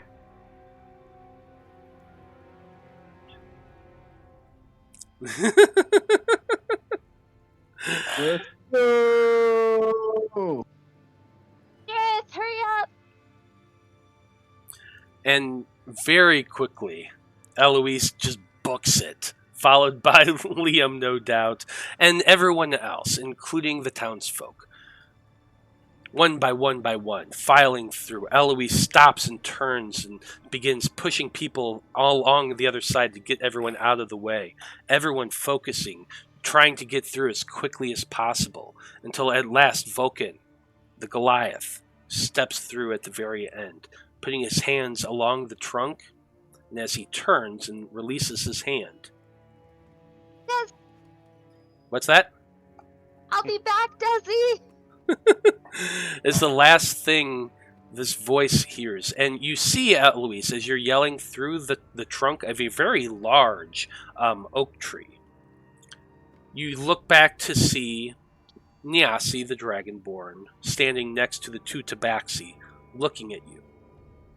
And then the tabaxi turns and points, just as her husband is pulling out his crossbow. And that's the last thing you see before the tree closes. I think we left them in a good spot. Oh boy. Desi better be okay when we get back. He's a magic tree. Good lord. 24 hours. We've got 24 hours because he can only cast it once a day. So we need to get back there A day. Stuff. I mean, Desi can stay a tree indefinitely, but I'd rather not. Well, then we've got a mission to complete. And we can head right back to Tessie. Okay. Where are you supposed to let out the smoke?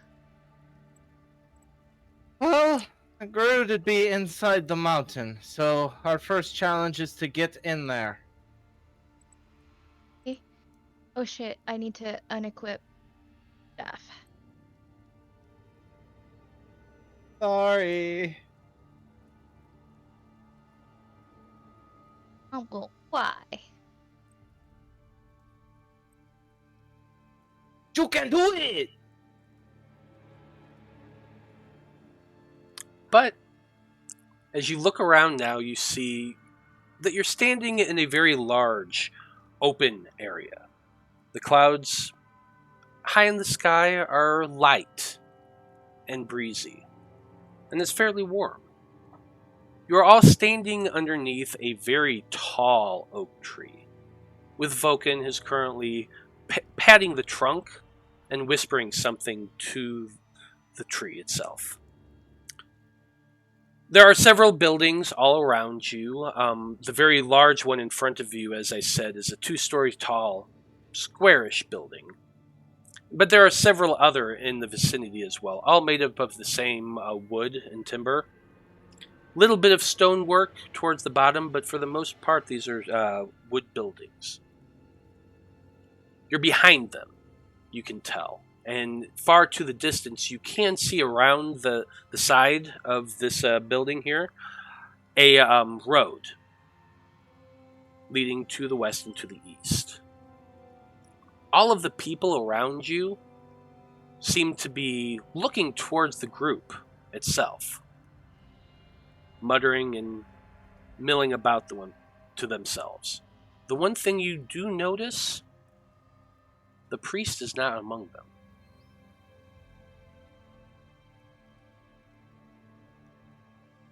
Was he supposed to come? I thought he was supposed to remain behind, wasn't he? Was he? I don't know. But he is not with you. All I was understood was that Jortha were to come with us. And if he's able to defend, I mean, they need all the help they can get. Jortha is with you, the half-elf, and she walks over and next to you kind of scowls as she's crossing her arms, and she says, "Well, we are here now. So what? Where is this one who carries the glaive that you say is going to be here?" Well, shouldn't we find some place for all these people to stay first? Take him in the room.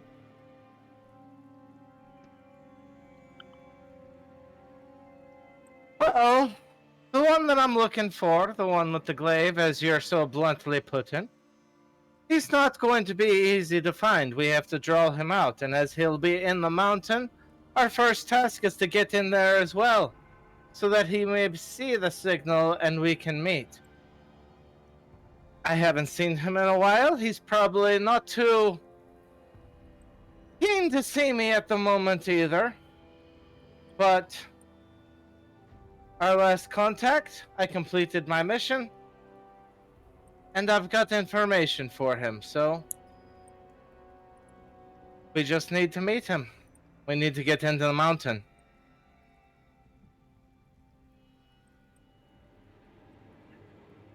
Vaukan walks over next to the two of you, and he places a hand on your shoulder, Liam.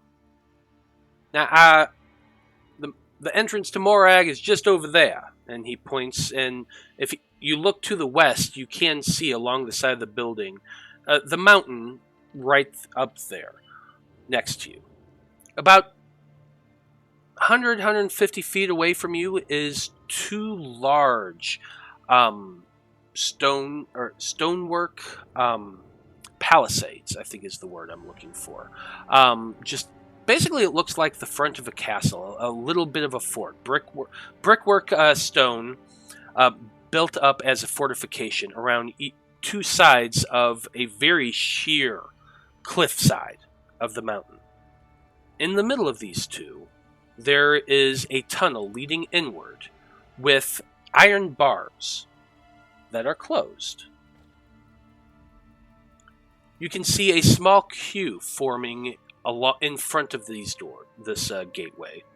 And there are two dwarves that you can see on either side. At least you assume they're dwarves. They're pretty short compared to some of the people lined up in the queue.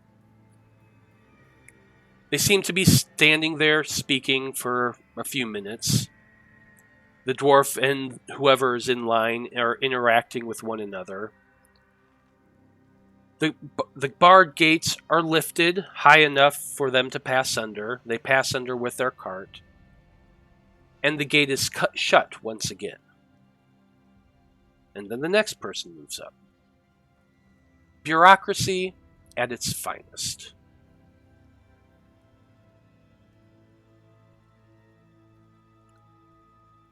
Vaukan says, well, that's where we need to be heading. But we do need to find at least some place for these people to go unless we take them all inside. Now, I do believe that this right here is the inn. We could stop there first, or we could just bring all these people with us. It's up to you. I'd say stop here. Be a lot harder to get a group this size through those gates.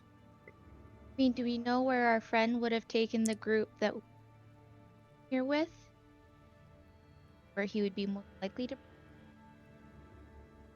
Who are you talking about? Didn't we send, after we battled the Dreamer, didn't we send our horses, our cart, the survivors? Yeah. Yeah. You're talking about Tomas. Yeah. Yeah, you did send him along, heading in this direction. You guys left. We fast traveled. We might be ahead of him. I don't know how the terrain is. That's up to you. Well, we just sped up the last couple of days. Last 2 days. The rest of that, we were hoofing it. Oh, we are quite a bit farther than you might expect, Dragonfly. Vaukan tells you. It normally takes a good week or more to travel from Bradfordshire to Morag. Over a week, if you're just walking. Oh, no, I meant from the island to Bradfordshire. Our group only fast-tracked the last 2 days. But he had all the time from when we left the island, when we all left the island. He left from the island to here, and we went from the island to Bradfordshire. Wasn't his plan to stop by Weston to drop off all the extra friends we came up against? Oh, was he dropping them off in Weston? I don't know. Yeah, So, I remember that was. Luca is telling you, Eloise, to replace your staff with a sword. No problem exists that can't be solved with a sword.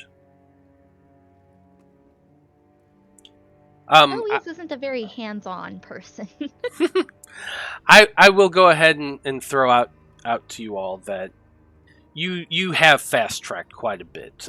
You did agree with Tomas that he was going to stop in Weston and meet you there. Or no, he wasn't going to meet you there. He was going to stop there. In Morag. Yeah, he was going to drop off off in Weston, then head out to Morag. But he's still going the slow path by foot. He's going the slow path by horses. So, right. But you're still probably about 3 days or so ahead of him. Gotcha.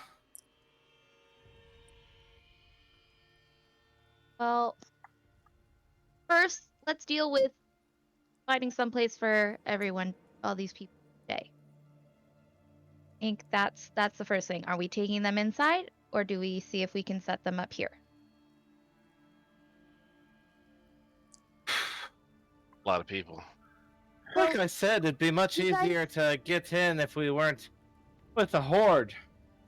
Well, author said that that Bradfordshire and Morag were connected. So if we say that they're refugees from Refugees, yeah. Bradfordshire, would you think they would let them in? There's a good chance if they're sister cities, as you say. Bradfordshire is under control of the Darwin Empire. They are part of they are citizens of the Empire, so that's not a bad idea, Dragonfly. Have them sometime. Yeah, Bill walks in, opens the door, and says, "Hey, there's a bunch of refugees from Bradfordshire here. We got stuff to do." And I walk out. Oh, that was so. There was a door there, and Veil just opens that door, walks straight on in, yells this out to a crowd of about a dozen or so people around the bar. There was some music lightly playing, but the moment he yelled that, there was just that stop. Record scratch, right? Yeah, absolutely. Veil just turns around, walks back out again, and some very confused looks are peeking out around the door now at you all. I thought Apollyon was supposed to be the one who lacked subtlety. Now we got two of these. Frick it. All right, we're dealing with it now. We don't have much time. I'm kind of getting antsy over here. So I say to the group, I say, "Hey, head in. You're welcome there." We don't have much time, you say. We haven't had breakfast yet. The sun's just rising, and we're not able to go back until tomorrow anyway, because Vaukan only has one of those spells.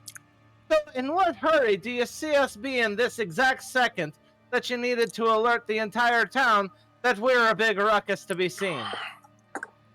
Well, hopefully, the entire town will stay put with these refugees and tend to them while we go tend to what we need to do.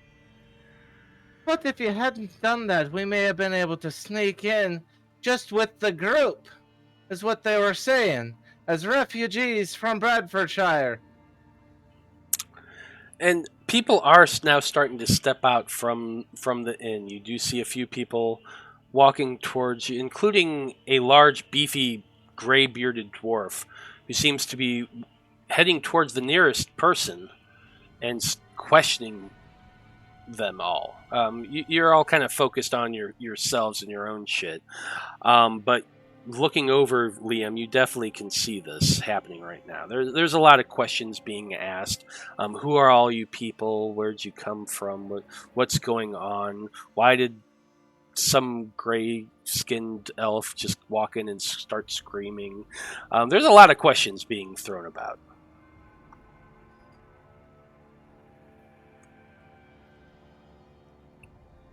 All right.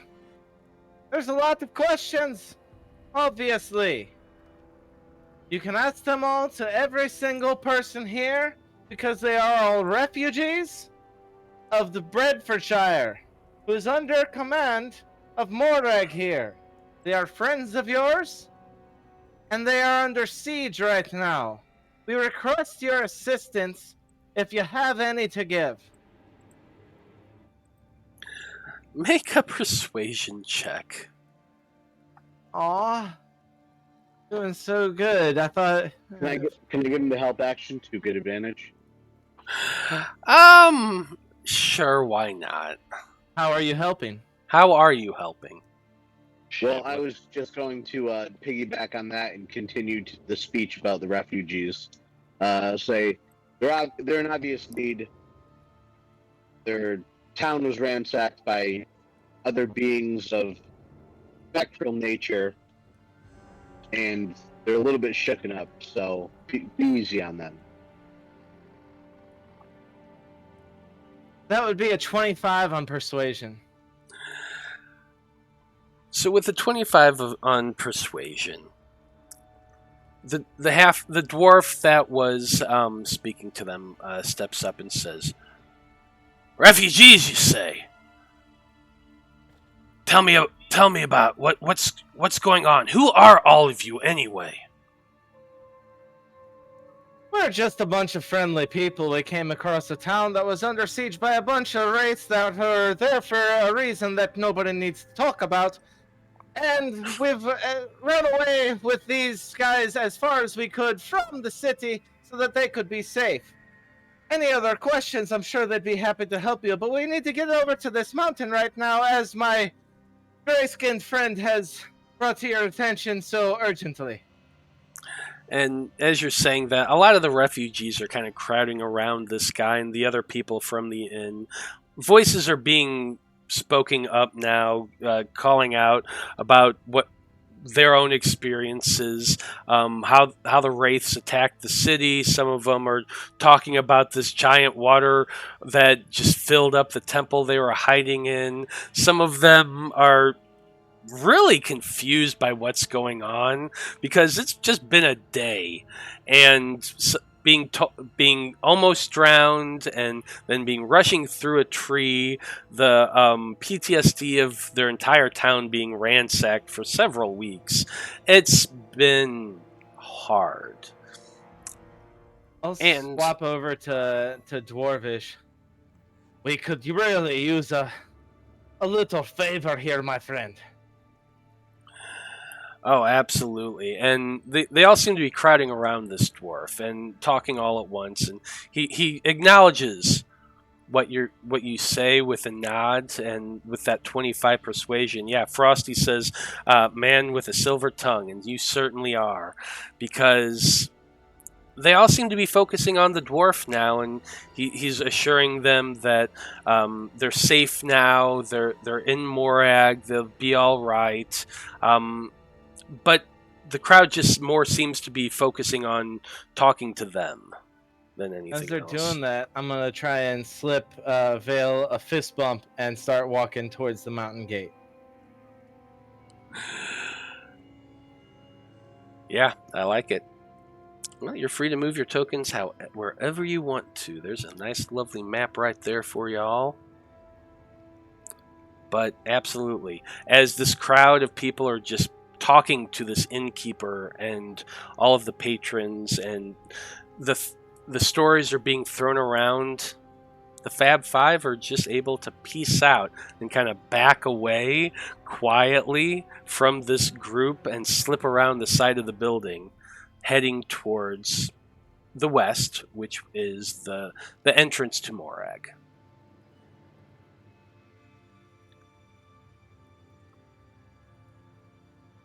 West is left? West is left.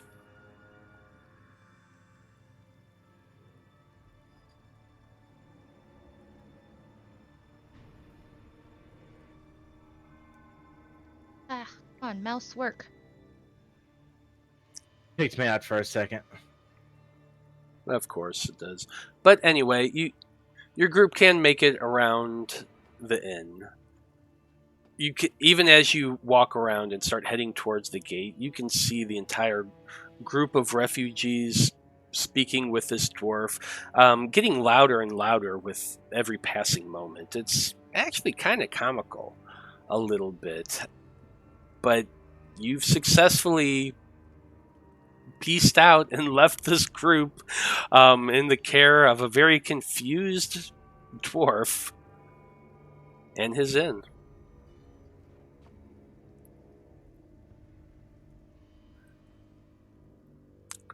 Now,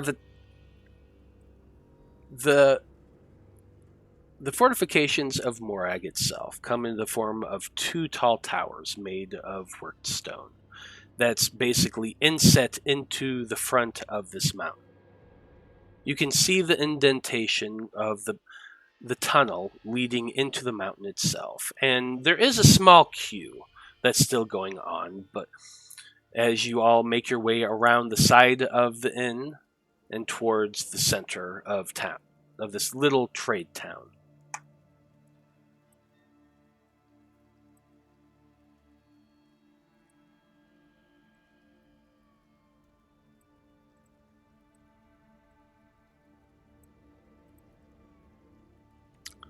Now, there are a few people in front of you in this queue. There's a small group with ox laden with supplies and things like that. There's a few gnomes carrying big bags as well. And there's a small group of humans wearing what appear to be just simple mage robes, all talking in a small huddle. The queue itself takes time. It just does. And y'all kind of have a good hour standing there talking amongst yourselves, waiting for this line to get closer and closer. Now, during that time, you did keep looking back at the rest of the town, and it is a small trade town. There's about a half a dozen buildings itself around the central little square, and a few more outlying buildings farther back you head to the east. Would the hour standing in line be a short rest? Yeah, absolutely, if you want to. Sweet. I am taking a couple more sips of whiskey. During that time, is there anything you want to discuss or plan as you're waiting in line to get to your turn?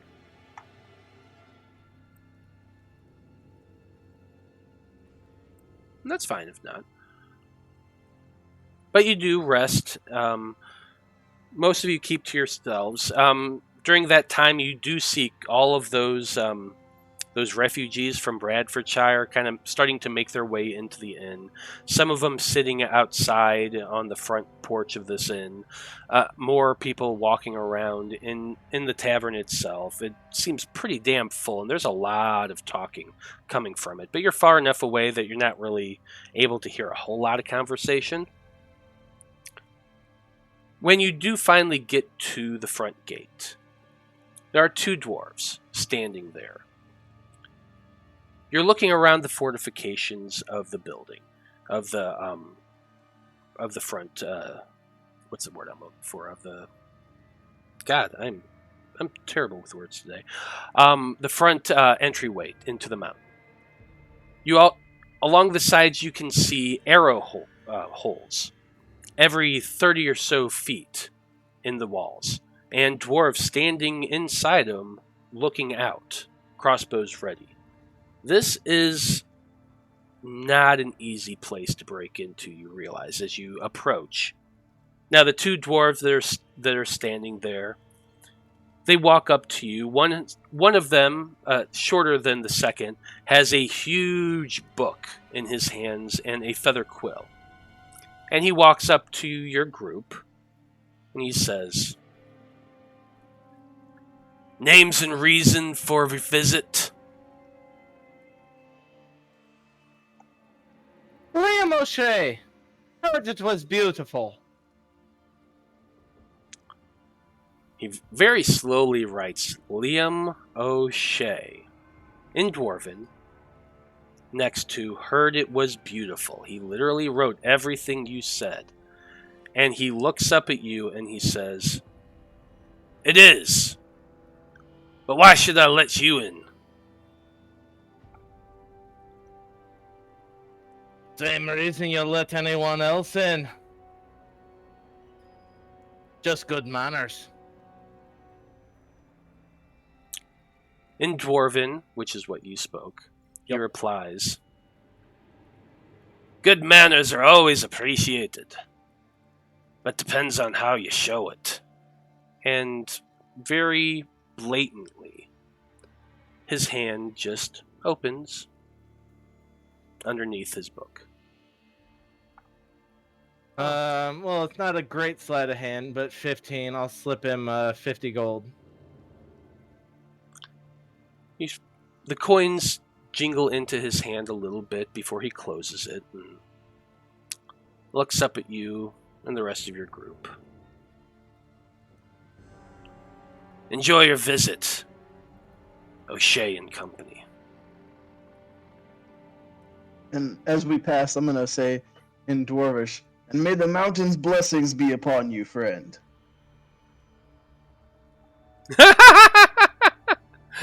And he replies in similar greeting, and he nods his head to you, Apollyon. Seems a bit taken aback and surprised, but then he smiles as he looks you up and down.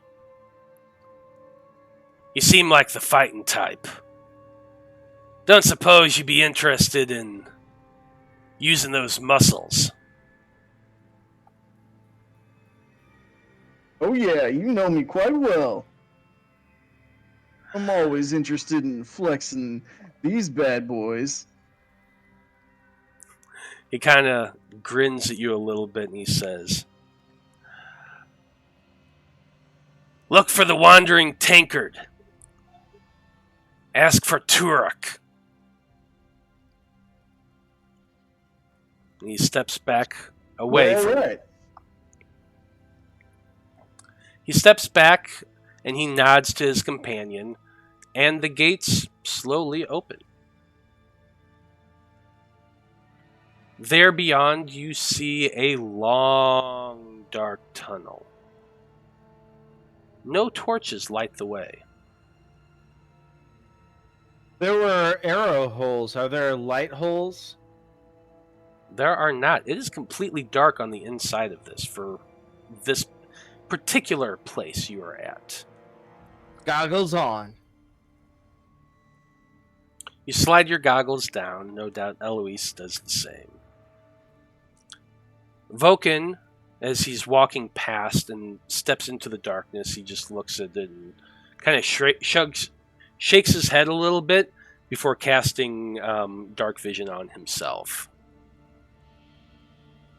And I've you never all, seen a dwarven city before. I'm so excited.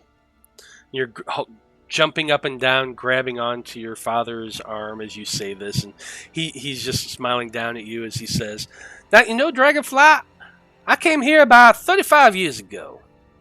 Me and a group of my friends were looking for some adventure. We heard there's some interesting things down in the dock, and we were curious about it." And he goes on into this long tale as you all start making your way into the Dwarven Kingdom.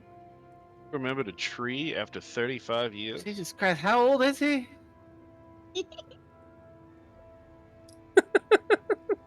Are you guys muttering this as you're all walking? Like, if Just thinking to myself, not out he's loud. saying 35 years, is like, wait, and you remember the tree after 35 years?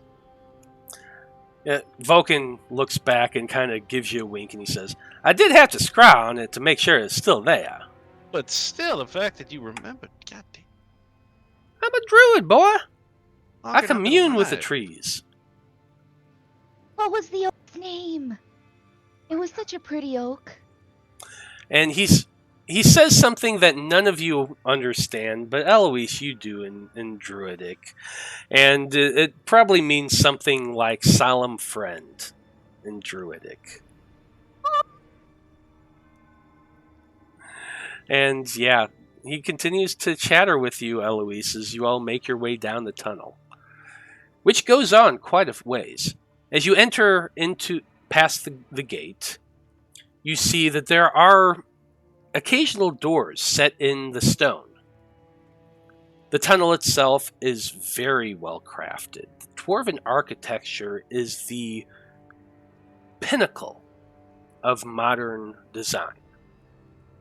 The stonework is so intricate that you can barely even see where the two stone come together. And Frosty is saying, off in the distance, you can hear the faint sound of a familiar song being shouted in Dwarven. Hi ho! Oh no. Hi ho, it's off to work we go.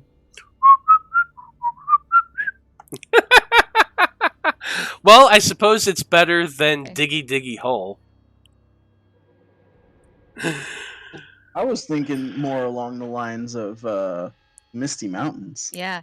Far over the I don't have a deep enough voice to pull So- that off. Oh, Danny boy. Oh, The pipes are calling. I think that was actually canon. Just as Vaukan and Eloise are talking, Liam just calls out and begins singing "Oh Danny Boy," which just echoes throughout the stone chamber, giving an amazing acoustic. the pipes Lord. are calling. Oh yeah, absolutely. Oh. But after a short walk, 23 on performance. wow, very Liam has a nice. beautiful Nice. drunken singing voice. He does. He has just that rich baritone that resonates perfectly with the acoustics of the Dwarven Kingdom. And as you all make your way down, you hear occasionally some calls back. Someone singing in the distance, just chiming in with you. And the two of them make an amazing duet as the group continues on down a very long corridor. And when I say long, it is long. You walk about good 20 minutes in the darkness until eventually you see a light. Ooh, 20 minutes. That's enough time to get in an Ave Maria. Oh. You know, I'm sure. And the light, it does eventually get light. And you do see that torch red glow. Frosty's sharing 100 bits saying, "Thanks for the singing random Rhapsody." Absolutely. We love to just belt him out ever so often. Especially Liam. But you do make your way into the entryway of the Dwarven Kingdom. Now, as you get towards the light and it gets brighter and brighter, the next chamber you come across is a big, wide, 70-foot across chamber of nothing but statues every 10 feet. These statues are of dwarves, of course, each one a little bit more elaborate in the stonework than the last, depicting which, though some of you do speak Dwarven, so it's not difficult to pick out. You walk over and look at the placards, and each one is a representation of a Dwarven emperor that ruled here. You said they're getting fancier and fancier as we go. Is that because the craftsmanship is just getting better or because the age is getting newer? A little bit of both, actually. The ones closest to the entryway are very nice stone, but by no means am I saying that they're like stone carving or like a caveman carvings. These are very intricate dwarven carvings. But the farther along you get, you actually start to see like style changes, like art style changing throughout them. A little bit more elaborate scroll work, inlays of different types of gems, and you can just see a visual representation of the way Dwarven art has evolved throughout the several thousand years of their history. Each one, as I said, represents a different emperor of the Dwarven hegemony. And some of them are more interesting than others. Some of them, you can tell, weren't nearly as favorable as others. Some are very elaborately gilded, like just covered in gems and gold, while others seem to be more simple, while still made of stone and very beautiful. Simple as far as how much ornamentation is on them. What this means, who knows? But they're all very beautiful, each and every one of them. From there, the passage opens. Yes, go ahead. I was just curious if, while we're looking at these placards, any were specifically of fallen archers. Fallen archers? Not specifically. They're all Okay. of dwarven emperors. Gotcha. Okay. Now, since you're asking about archers, some of them do have like bows or crossbows in their hands or on their backs. Some have weapon design motifs, while others seem to be books or thinking or things of that nature. But you can definitely see a couple that are that have bows up in the motif as well. Now, the farther along you go, eventually the pathway opens. And I'm not quite done with this map, so I'll have it for you all for next week. But the dwarven city under the mountain is huge.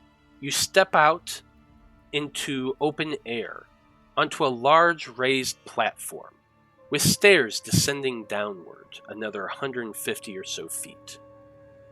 As you look out among this city, it is the biggest thing any of you have ever seen. Now, Blood, you and a few other people were on top of the Erudite Conclave building while you're in Valena. And that's probably not the biggest city you've ever seen. The biggest city you've ever seen is Rowena, and you lived there for many years. The dwarven city under the mountain dwarfs this, pun intended, by leaps and bounds. It almost looks as though the entire mountain, for miles and miles around, has been hollowed out and built into these large, elaborate stone structures. There are buildings everywhere. The stairway, as I said, goes downward a good 150 feet to a road where on either side, building after building after building. Large courtyards, you can see from the high up that you are, you can see large courtyards spanning amphitheaters and mansions of many sizes throughout the space.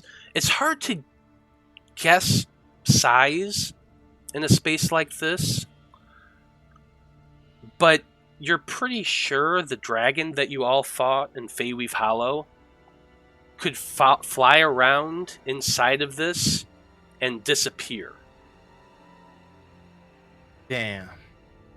Okay. Vaukan is kind of looking at all of y'all as you take in this sight, and he just kind of chuckles a little bit to you.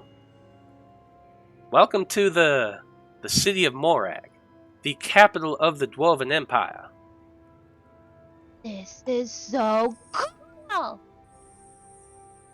As impressive as this is, this brings up the next complication. Lighting the fire and sending the smoke signal somewhere that can be seen. We'll need something central or high up, or both if possible. You thinking like one of those roofs over there? Something like that, Liam? It need to be something above the rest of them so that from any distance it could be seen.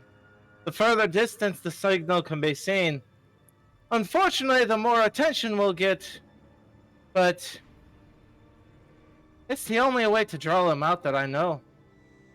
Well, if you need to get up somewhere high, I can give you a boost. Bit bigger than you, bud.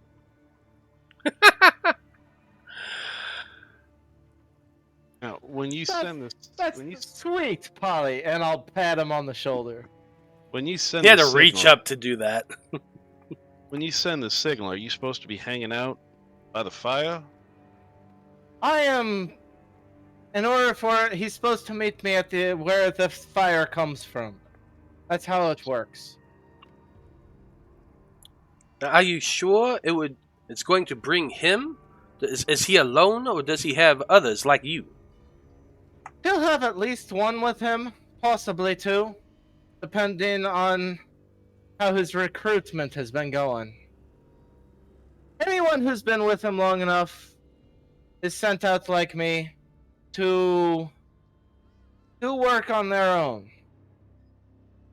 The new ones, they're always by his side. He'll not be alone no matter what. What you're saying is we're in a city that we don't know. We have to set a signal fire on the tallest structure we could find. We just have to hang the fuck out. And, by the way, hope that he's still here and hasn't moved on. Yes.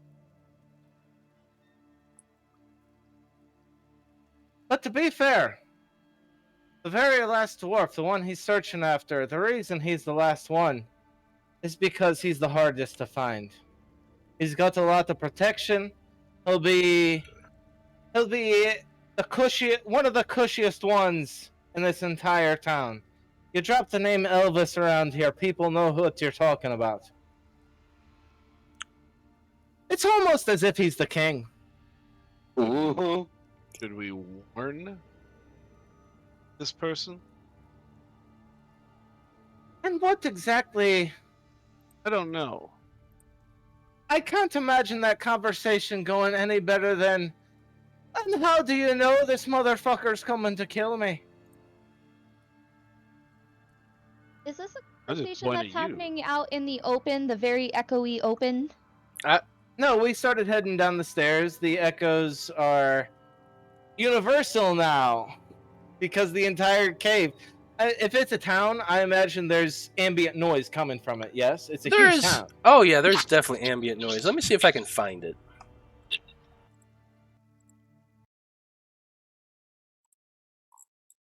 Go ahead.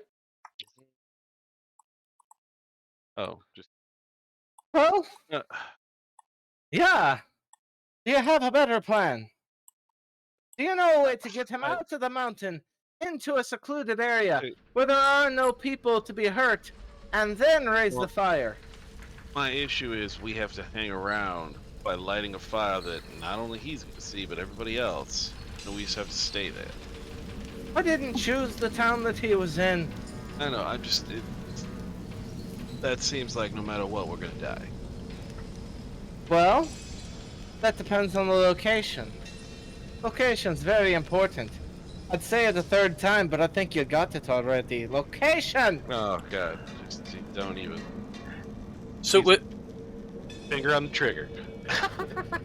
while you're saying that, Vaukan points far to the west, and at the edge of your vision, you can see the largest structure in this, at least, area of the city is the big fucking castle at the far end. Well, I imagine if we were to set the fire and drop the smoke into them so it was to swirl up and raise the signal. If we weren't there, he'd obviously search the surrounding area. I'm gonna leave a message. It's the only way I know how to leave a message. I mean, like, you want to leave a physical message. There's no way to guarantee he'd be the first to find it. Well, you could do it something that he would know and they wouldn't understand. Does it have to be the highest place? Because I'm not gonna lie, I'm not too thrilled about the idea of trying to get to the top of the Emperor's Palace. Well, There are smaller places. I was just pointing out that was the tallest structure in this area. well, perhaps it's not necessary to be at the tallest. But if we know where his quarry is, then we'll have an idea of where he'll be, because he'll not be far.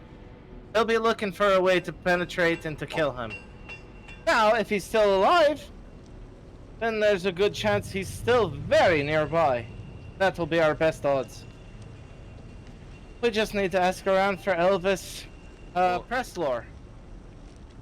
I hate you so much right now. Canon, So- bitch, you can't change that.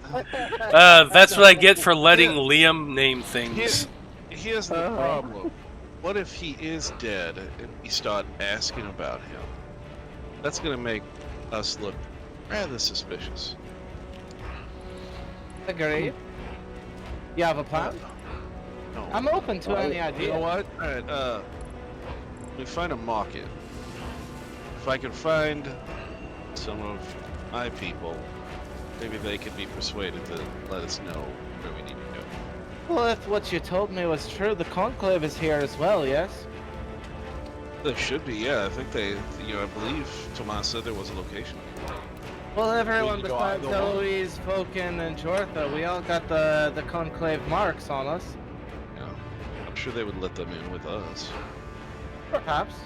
I have a contract for this She job. does. Did they give you a contract for this one? I know you had one for the last one. She was a part of the Yeah. contract, yeah. Yeah. Alright, so yeah, she'll be fine. Eloise is technically an independent contractor working for them, yeah. you. Working for you. Yeah. So those of you who are members of the conclave, those who are not are technically subcontractors in your employ. That's how the contract was written. Yeah, that's Yeah. odd. All right. Okay. Just moving on. Sure. But yeah, you would remember that there is a conclave in Morak, and you did mention So, the market wait. as well. So there are quite a few places. So it's not as if we have no connections here. well, we can look. Whichever comes first, market or conclave. Whatever We we should come try to across. contact Tomas also.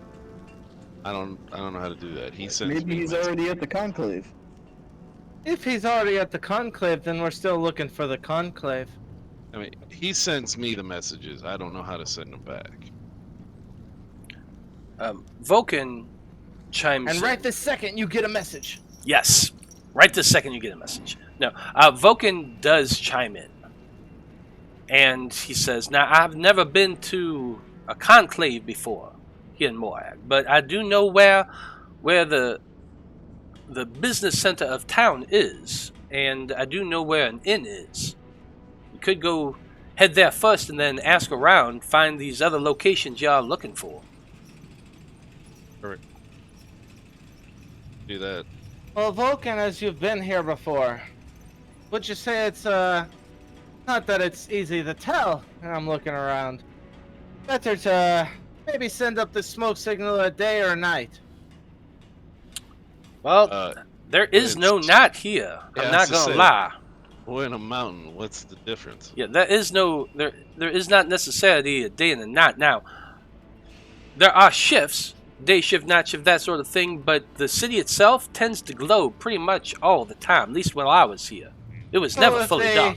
If they keep bad time, then they have no idea what time of day it is. That's kind of funny. They do have some of the most elaborate timepieces I have ever seen. Fair enough. Well, very well then. I will take you at least to the marketplace, and we can go from there, and you can decide where you want to go. Follow me, everybody. And with that, Vaukan takes the lead and starts heading you all down the stairs and into the city itself. And I think that's a great place to end things for this evening. Eloise has been without her staff for like 1 hour now, and she's already angsty and like Yeah. goth. Yeah, she's pouting. I can see the pout over there. Louise Well- is choosing to be delightfully distracted by her first dwarven city. And you picked a beauty. The dwarven capital of Morak. The shining jewel of the dwarven hegemony. And we'll have some fun. I didn't get to actually use my inspiration roll. Can I just declare I want to use it to investigate for syndicate symbols? Yeah, good call. Yeah, I like that. Absolutely. So yeah, that'll be the first roll I do next time around. Will be for that syndicate symbol, just so I You don't can make waste- it now. Yeah, can't just roll it right now. We're gonna see what it is, and that we can leave on that high note. Oh shit! you? Oh, Wow. damn. Okay, Both Blood, of them were great. read it off. What is it? Well, that's a crit. Say it. It's 32. That's a natural 20 for a total of 32. There you go. So yeah, Yeah, with I didn't waste it. It was 2 7s last time. End on a Both times high you gave note, it to baby. me. That was beautiful. yeah, ending on a high note, absolutely. So as the Faab Five make their way into the dwarven capital, Blood, keeping his eye out, very easily spots signs of the syndicate those tiny little carvings on the side of the building, the splatter of dirt in such a way on a corner that tells him, yeah, there's quite a bit of activity in this city, and he's going to be able to find it. And we're going to leave right there on that note. So, thank you everybody who watched this evening. We loved having you in chat. It made it absolutely great. Stick around and check us out again next Monday at 7 o'clock for the continued adventures of the Faab Five as they venture into the dwarven city of Morag. So on behalf of the Faab Five, I'm Matthew R. Dawson, and I just want to say thank you for watching. Have a great evening, and we'll see you next week. Get you some! Not even there, T. Good night, everybody. Bye. Peace.